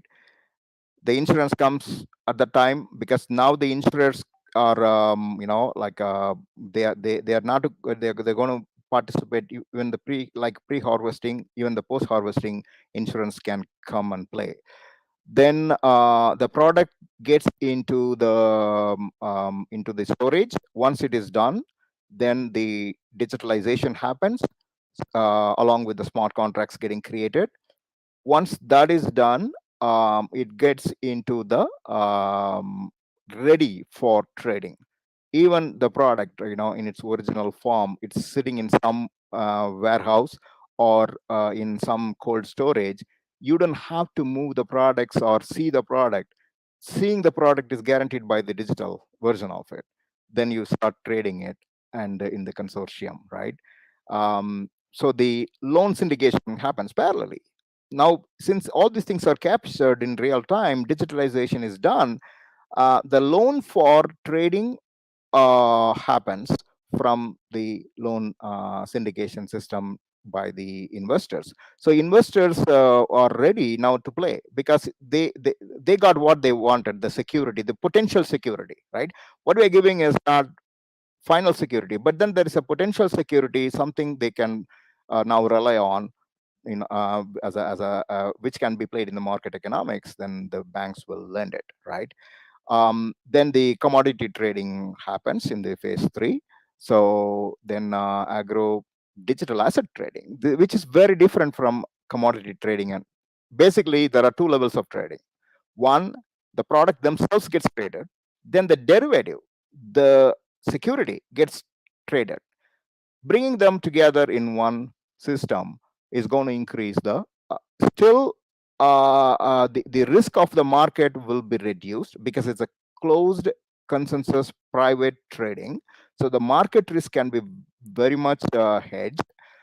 At the same time, the trading of digital assets open door for the commodity trading, or a digital asset trading, without risking the underlying the guaranteed value. But then digital asset also, unlike the fiat cryptocurrencies, here we are capturing the actual digital asset with the intrinsic value, like the stock of the company, or a commodity like gold or silver.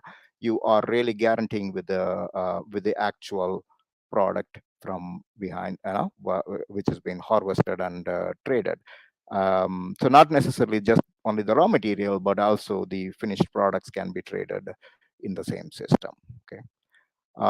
So that's supported by our innovation centers. I'm not going to be spending too much time here. I'm going to move towards closing. So all these things are not going to be possible unless until we take the innovation very close to the farmers. So there is a initiative where institutions can participate, because trading, not everybody will participate, but in the development and research, many people will participate.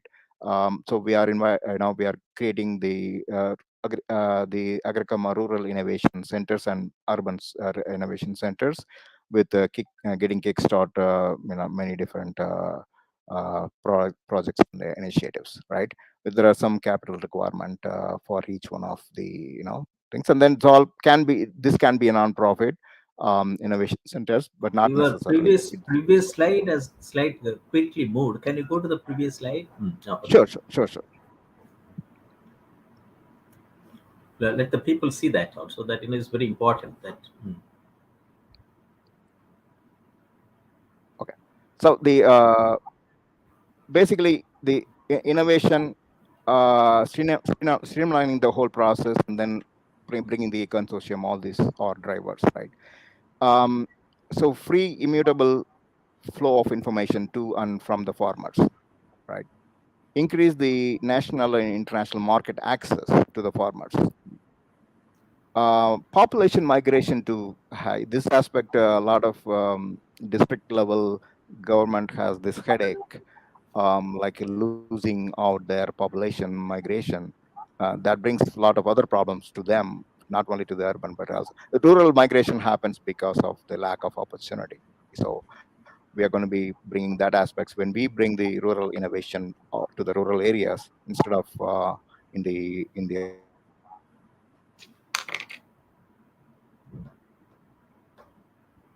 urban, and not Hello. wants to create their organizations, right? Um, then the startup packaging opportunities for a lot of startups to start new organizations, and then the contracting systems, learning how the contracting in the modern world works, smart contracts works, teaching the farmers how they can create and trade in the digital systems through directly writing a contract through the trusted smart contracting systems. Okay. And another aspect which is been of interest for some governments, local governments, is ecotourism. So we may also touch that part of. Okay. So with that, I'll bring to the conclusion. So the well the Even the other conclusion. slide also has got quickly moved. It was previous No, one. I Ah, did stay here. No, I did stay here before. okay. Anyway, it's not important because it's very specific information, but it's just to give a perspective of it, what it takes to put down. Usually, we present it, in the for the the other audiences, but basically, what it takes minimum to create a rural innovation centers. Now, there are certain level of land would be required, and then local farming communities has to come forward, because now it's not about one individual farmer, it is the farming agents and FPOs and other people who has to be educated to participate in the whole thing, right? So the infrastructure, this is where the public private participation can happen in the rural innovation centers. That means now research center, research institutions who has already have some grants or access to capital or even infrastructure facility, can convert their center into a rural innovation center with additional participation from others, and industry also can come in the whole equation. We don't separate corporate. I know a lot of people try to say corporate as a separate thing. Corporate is not something which is one person. It's always a group of people. Whether you form a society or form a corporate, it's all the social entities. It's just a matter of the structure that differs. So we don't discount anybody from the system. We want to everybody to participate. And again, since the guarantee of everybody wins is there in the system itself, we participate everybody in the in the whole engagement. Okay.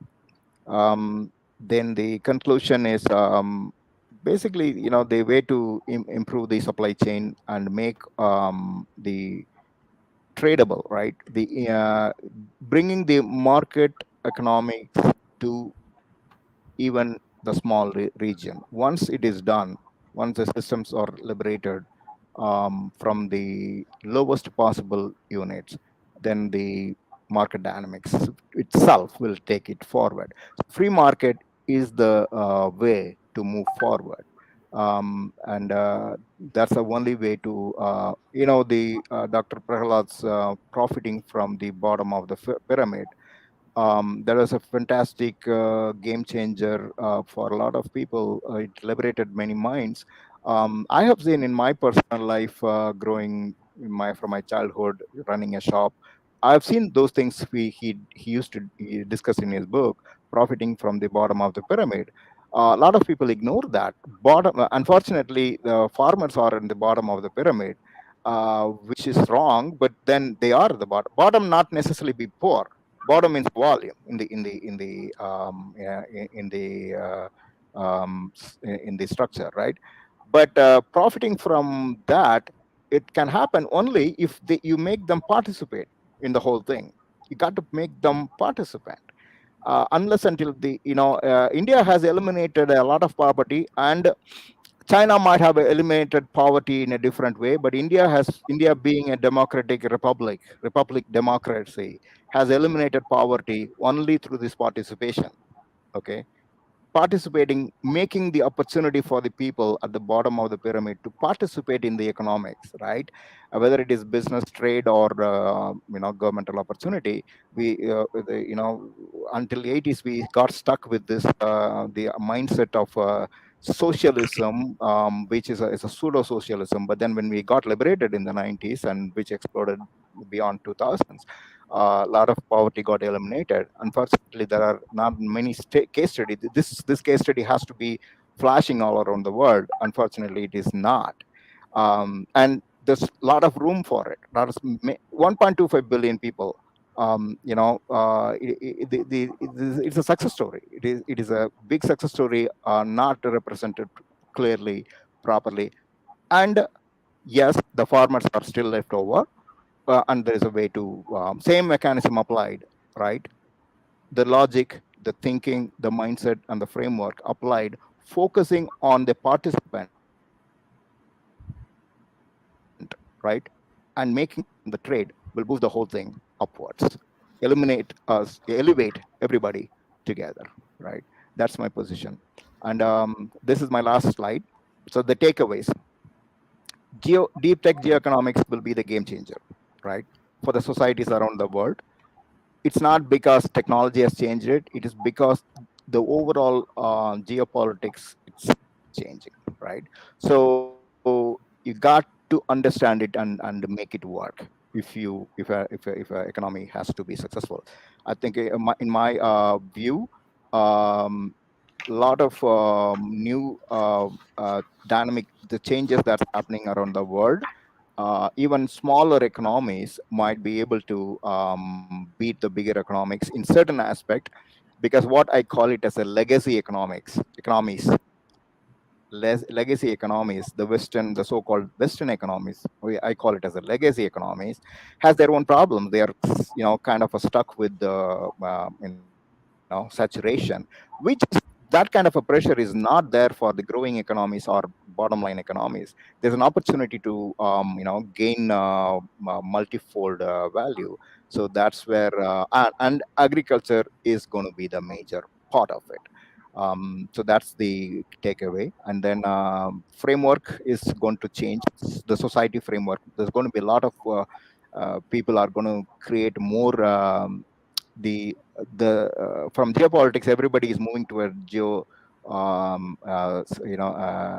strategy. But then the strategy was like, what strategy keep on again talking the same geopolitics. One thing everybody missed out is the economics plays the major role on all these things. So the focus is going to be on more geoeconomics, and including agriculture being the major driver for such changes. The next one is healthcare and pharma, but then agriculture is more sustainable. Then the third one is smart. We talked about the smart farming, contracting, and all these things would be playing together in the entire digital transformation. Digital transformation is not one thing; it's participation. What I call transformation as a continuum means it existed, it exists, and it will exist, and it will keep going in motion, whether in tandem with the other whether other aspects of the growth. So digital acceleration is possible only you fix the framework and put the growth in the steroid, right? um, then the future farming is, as we said, better yield is individual participation is equal to better yield. Can we do that without without having stuck with the scaling of economies? That's what we discussed about how to bring that into such kind of a circular consensus driven society, for profit societies like this. um, then the bringing the institutions, the AgroKarma kind of a framework is going to be the game changer in terms of getting the competitive advantage to the competitors, even at the national level or regional level, right? Healthy competition, where in spite of countries looking for competing with each other through the power, this will be done through the trade. um, so the market trading, the e-market trading, and bringing the new generation of business model by combining the power of digital supply chain and digital trading is going to give sustainable growth. Thank you for all listening to my presentation. I welcome you to send emails. I'll be happy to address any queries. And if you, Professor Moni, if you have some time, I will be happy to participate in some discussions. Yeah, thank you very much. Can you come out of the presentation mode? Oh, okay. Yeah. Very nice. That it is a very, very important talk on the topic in this international webinar series. Is not only you addressed with respect to the issues which you have seen, witnessed, and you would like to undertake digital transformation through the models which you have propagated, and through you know your own experience and expertise, and it has enriched the ongoing webinar series content. I would like to thank you from my bottom of heart, and university appreciates your effort. This 1 hour, more than 1.5 hours talk by you, it is very important. And my first request is that how we would like to collaborate, both of us, that is the university and your institute, your enterprise, through your AgroKarma model. And as a person from computer science, working on e-governance informatics for the last 35 to 40 years, and today I'm able to witness a presentation, a talk, an address, and the views which I wanted to do in 87, 95, 2013, when technology is not available. We talked about information system. When I did the IT blueprint for agriculture sector through about 15 informatics sub networks related to each sector, and today we had the presentation through you. That is, it's a model which has to be practiced, which is available now, and the title is very important. India is a it's globalizing its economy. It's emerging economy, and it would like to get into $5 trillion economy.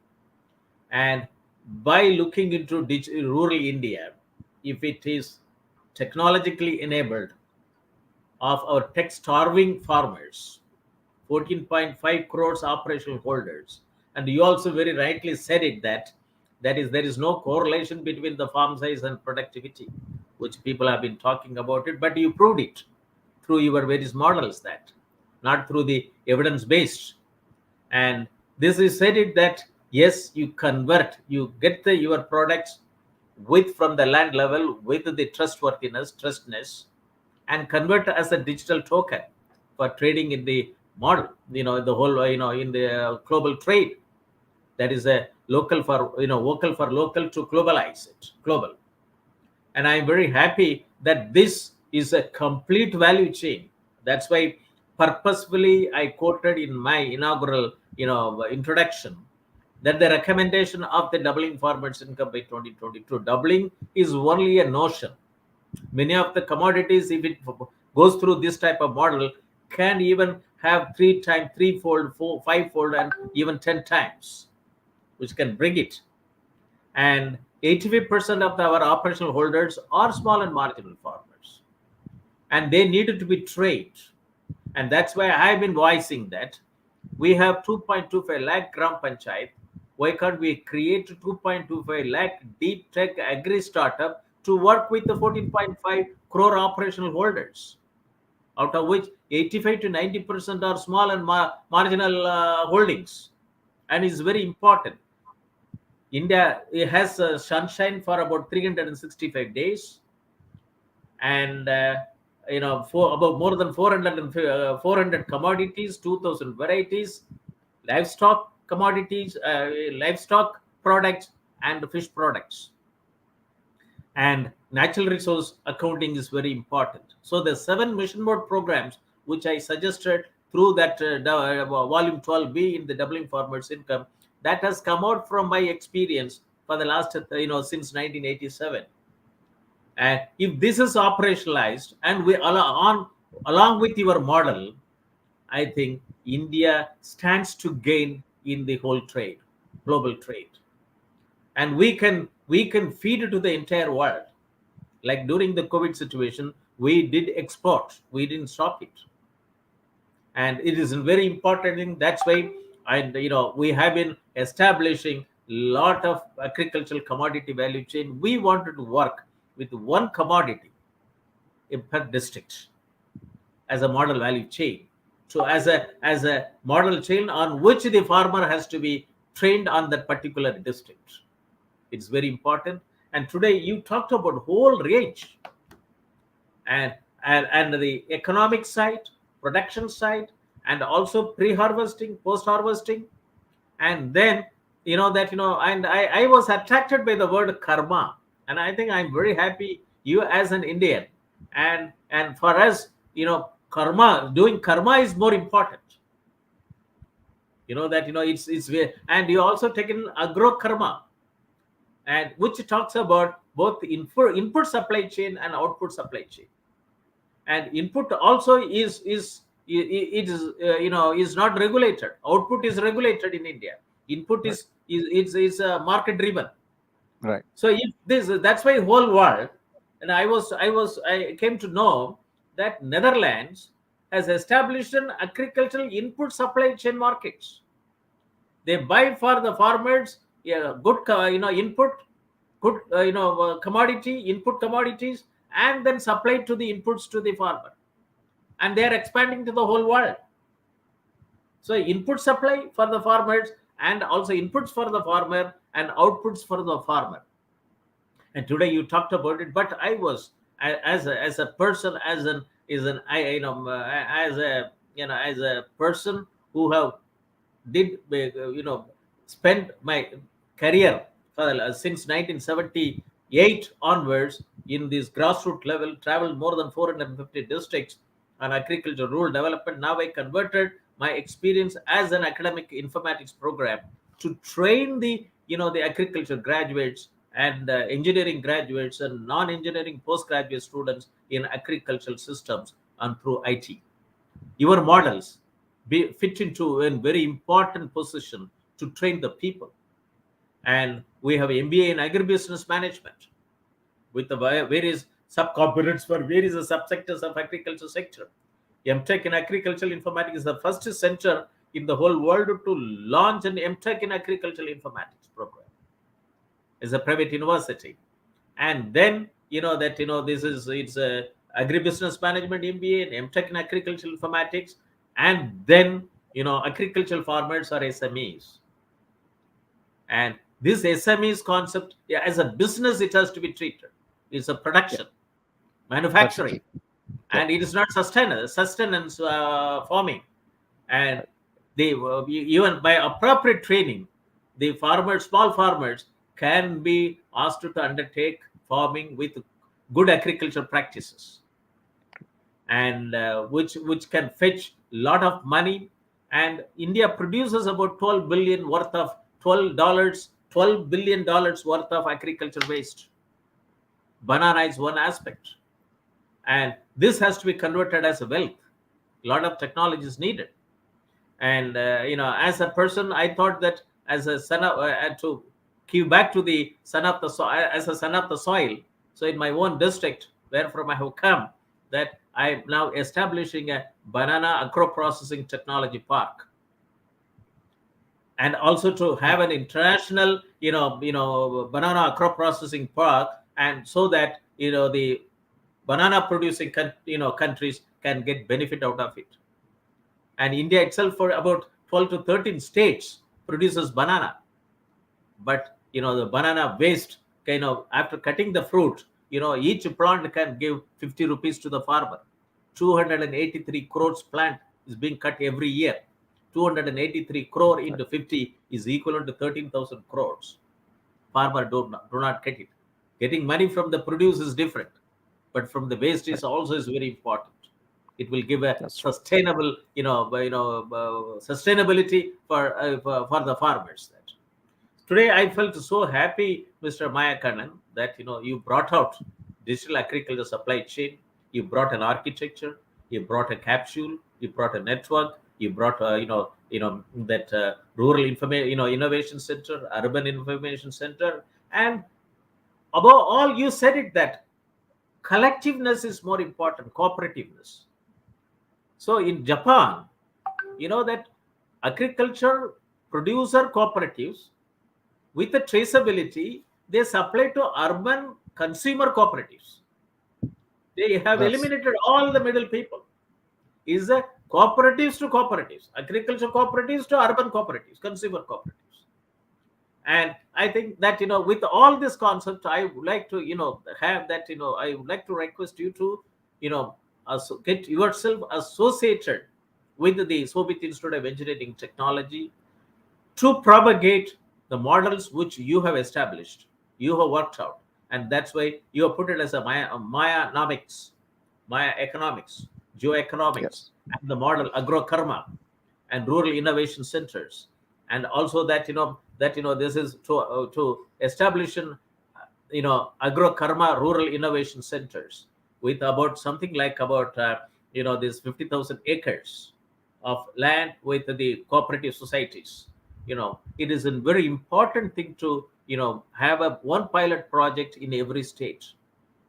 And that's True. why when I initiated the national webinar series, I started with the first one is that role of agriculture cooperative societies and e-governance system, so that the corruption in the e-governance system can be eliminated through the blockchain technology, That's right. and then bring in each primary agriculture cooperative, 1 lakh primary agriculture cooperative societies in the country, and 22,000 primary fisher cooperative societies.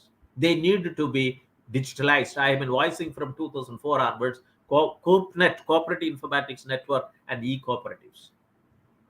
And this platform is very important that the university is working on. And that we made a initial presentation to the concerned stakeholders in India. I had a presentation with the Secretary of Cooperation that unless farmer produce organization is one aspect, but the agricultural cooperative society is an institution in the country. Through technology, we have to transform. Each cooperative societies, they have members from 500 to 1,000. We are able to bring in and it's a value chain for these 1,000 members of the cooperative societies through technology. It's nothing like that. And then the thing is that if every cooperative society and with an associated deep tech startup bring everything as a farming as a service to the members of the cooperative society. Today, what is happening? Cooperative society gets provide loans to the farmer, and then the government waives off. And this is what is happening. Yeah. And through the agriculture system, we have to have a multiplier effect of development. Right. And that's why the former chairman of the Hindustan Unilever, he said it in India 2012 that rural India is a powerhouse of development. And and it can give 1.83 trillion dollars of economy to the to add. It will add to the existing Indian GDP. Today, it is still true. It is more today. So the technology has to be adopted. Rural India transformation has to take place through agriculture, rural development. In agriculture sector, we have a block level agriculture officer, block level animal husbandry officer, block level industries officer, block agriculture officer, block rural development officer. 7 or 8, 10 categories of block level. We have got 6,500 blocks. 6,000 into 10. It is 65,000 officers. They don't know what is sustainable development and what is sustainable lifestyle. And they are the Facebook, but they are not interacting with the farmers. And this has to be brought in. And it is very important that today's lecture, your address, it's an eye opener. And today technology can play, and it's an operating model. Why can't we have it? Why do you talk with only, even we are all trying to do agriculture export. We don't even look into, India has got about something like, we have got 36, states and union territories and national capital territories. And the thing is that even commodities cannot even travel from one place to another place. Regulations. And 3 farm laws have come out during the COVID situation, but the highly influential farmers fought against. And it has gone to the situations that Honorable Prime Minister has to tell to the whole nation that I brought the farm laws for the benefit of the small and marginal farmers. Now I'm withdrawing the farm laws for the security of the nation. And one has to look into it, that the highly influential farmers who have been fighting on the one for their own influential purposes. And so the Honorable Prime Minister said that I am now withdrawing, repealing the act for the security of the nation, for the sake of the nation. And so farming, you talked about it, that the cooperative societies and transformation, and through your model, it is very important aspect component, which you put it, in a black and white letter to the audience. And I think this will attract, as I said it, that it should attract to 2.25 lakh deep tech startup, one per each Gram Panchayat. And we should take a lead to show to the, various developing economy by making pilot projects, AgroKarma Rural Information Center, Smart Village concept, which I was instrumental even to get the scheme approved by the then Planning Commission in 2002, Smart Village. Oh. And this is very important now, with the technology available, operating models available, business model available, and with the smartphones available at the grassroots level, with the BharatNet, which is getting into the Gram Panchayat. So we should be in a position to give more water to go through the fiber optics network for information access to information, network to access, and information access, to the small and marginal farmers, agriculture commodities. So with this, I would like to thank Mr. Maya Suresh Kannan for your very important talk. We started at 11:35. Today the time is 1:45 p.m. now. Thank you very much, and I would like to request you to give your final words as to how to have corporations. I would like to incorporate your models into the MBA in Agribusiness Management, which we launched it. And I will also send you the brochures. I'll be very happy for you to get associated with the university through a sort of a memorandum of understanding, and let us propagate your models, your business models, and train the rural youths on the model, and make them as a part of the global value chain, which Sure. you would like to bring in, as a GeoEconomics perspective through the cooperative model, which is available. 1 lakh primary agriculture cooperative societies and farmer produce organization. The government wants to have 10,000 farmer produce organization. And now 60% of the surplus milk is unorganized in the country. Is there about something like 3 to 4 lakhs crore? It has to be organized, and milk barlers has to be created at the Gram Panchayat level. Dairy industry can be for food security and national prosperity.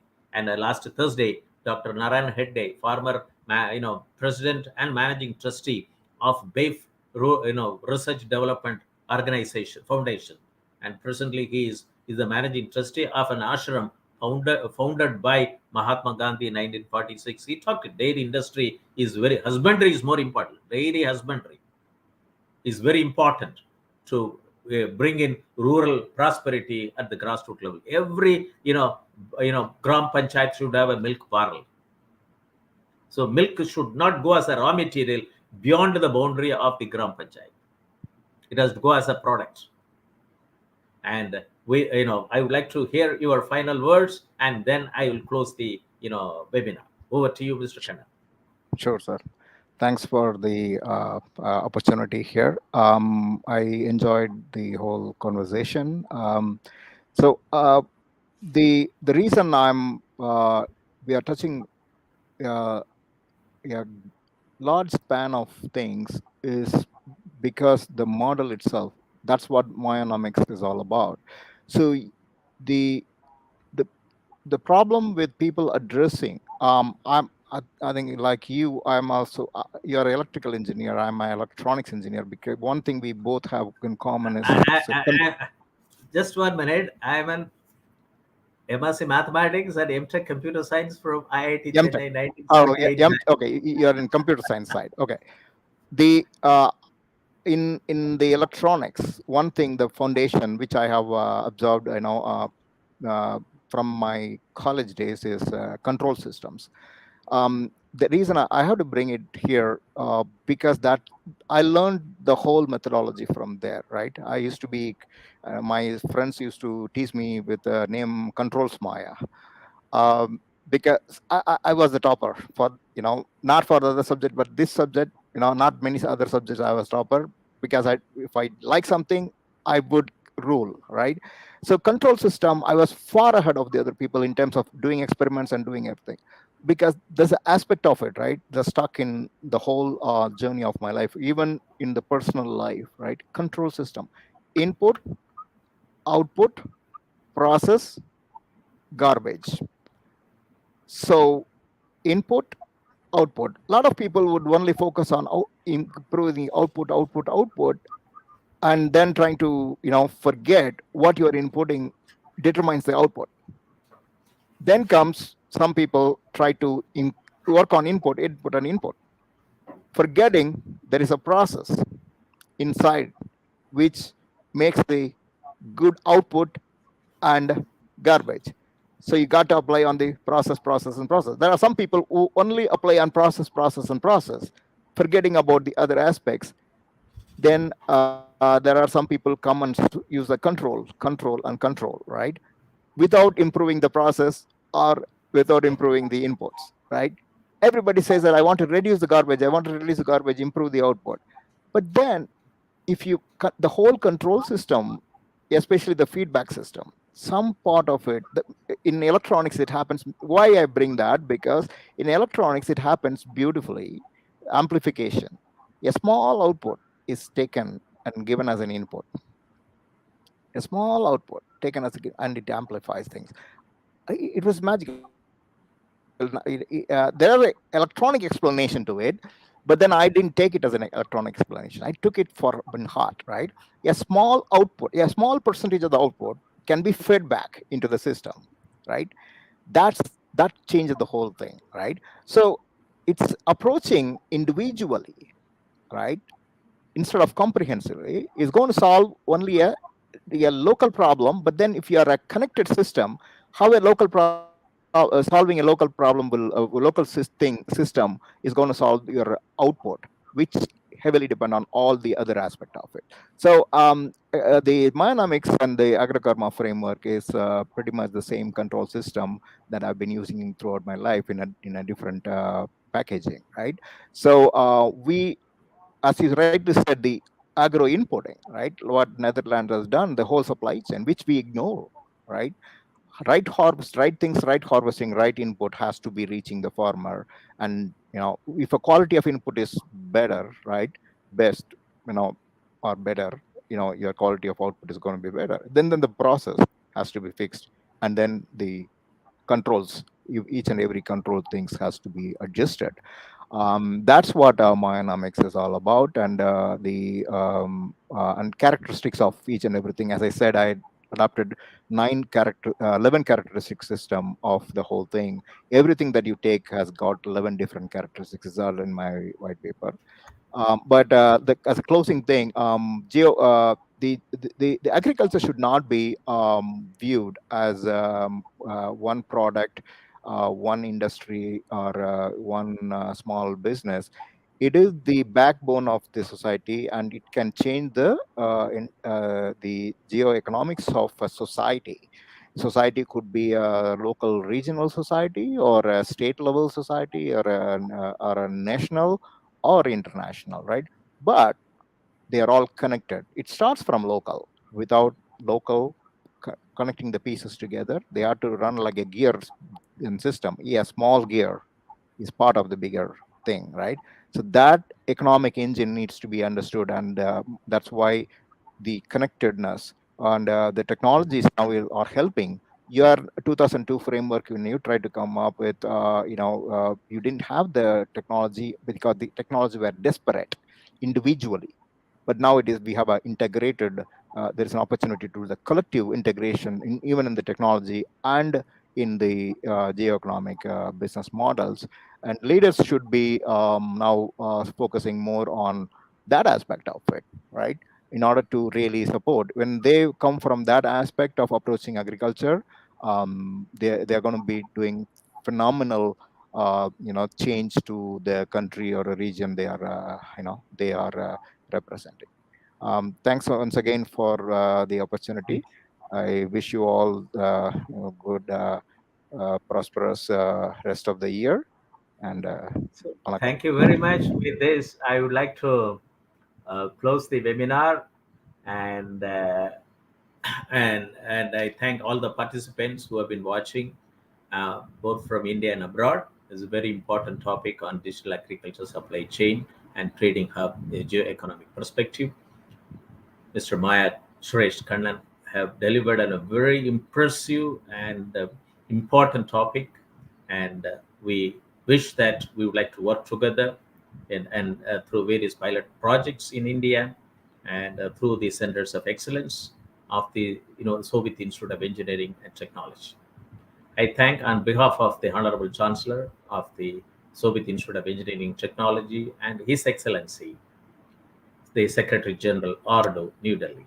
And on behalf of the faculty members of the university, I thank you.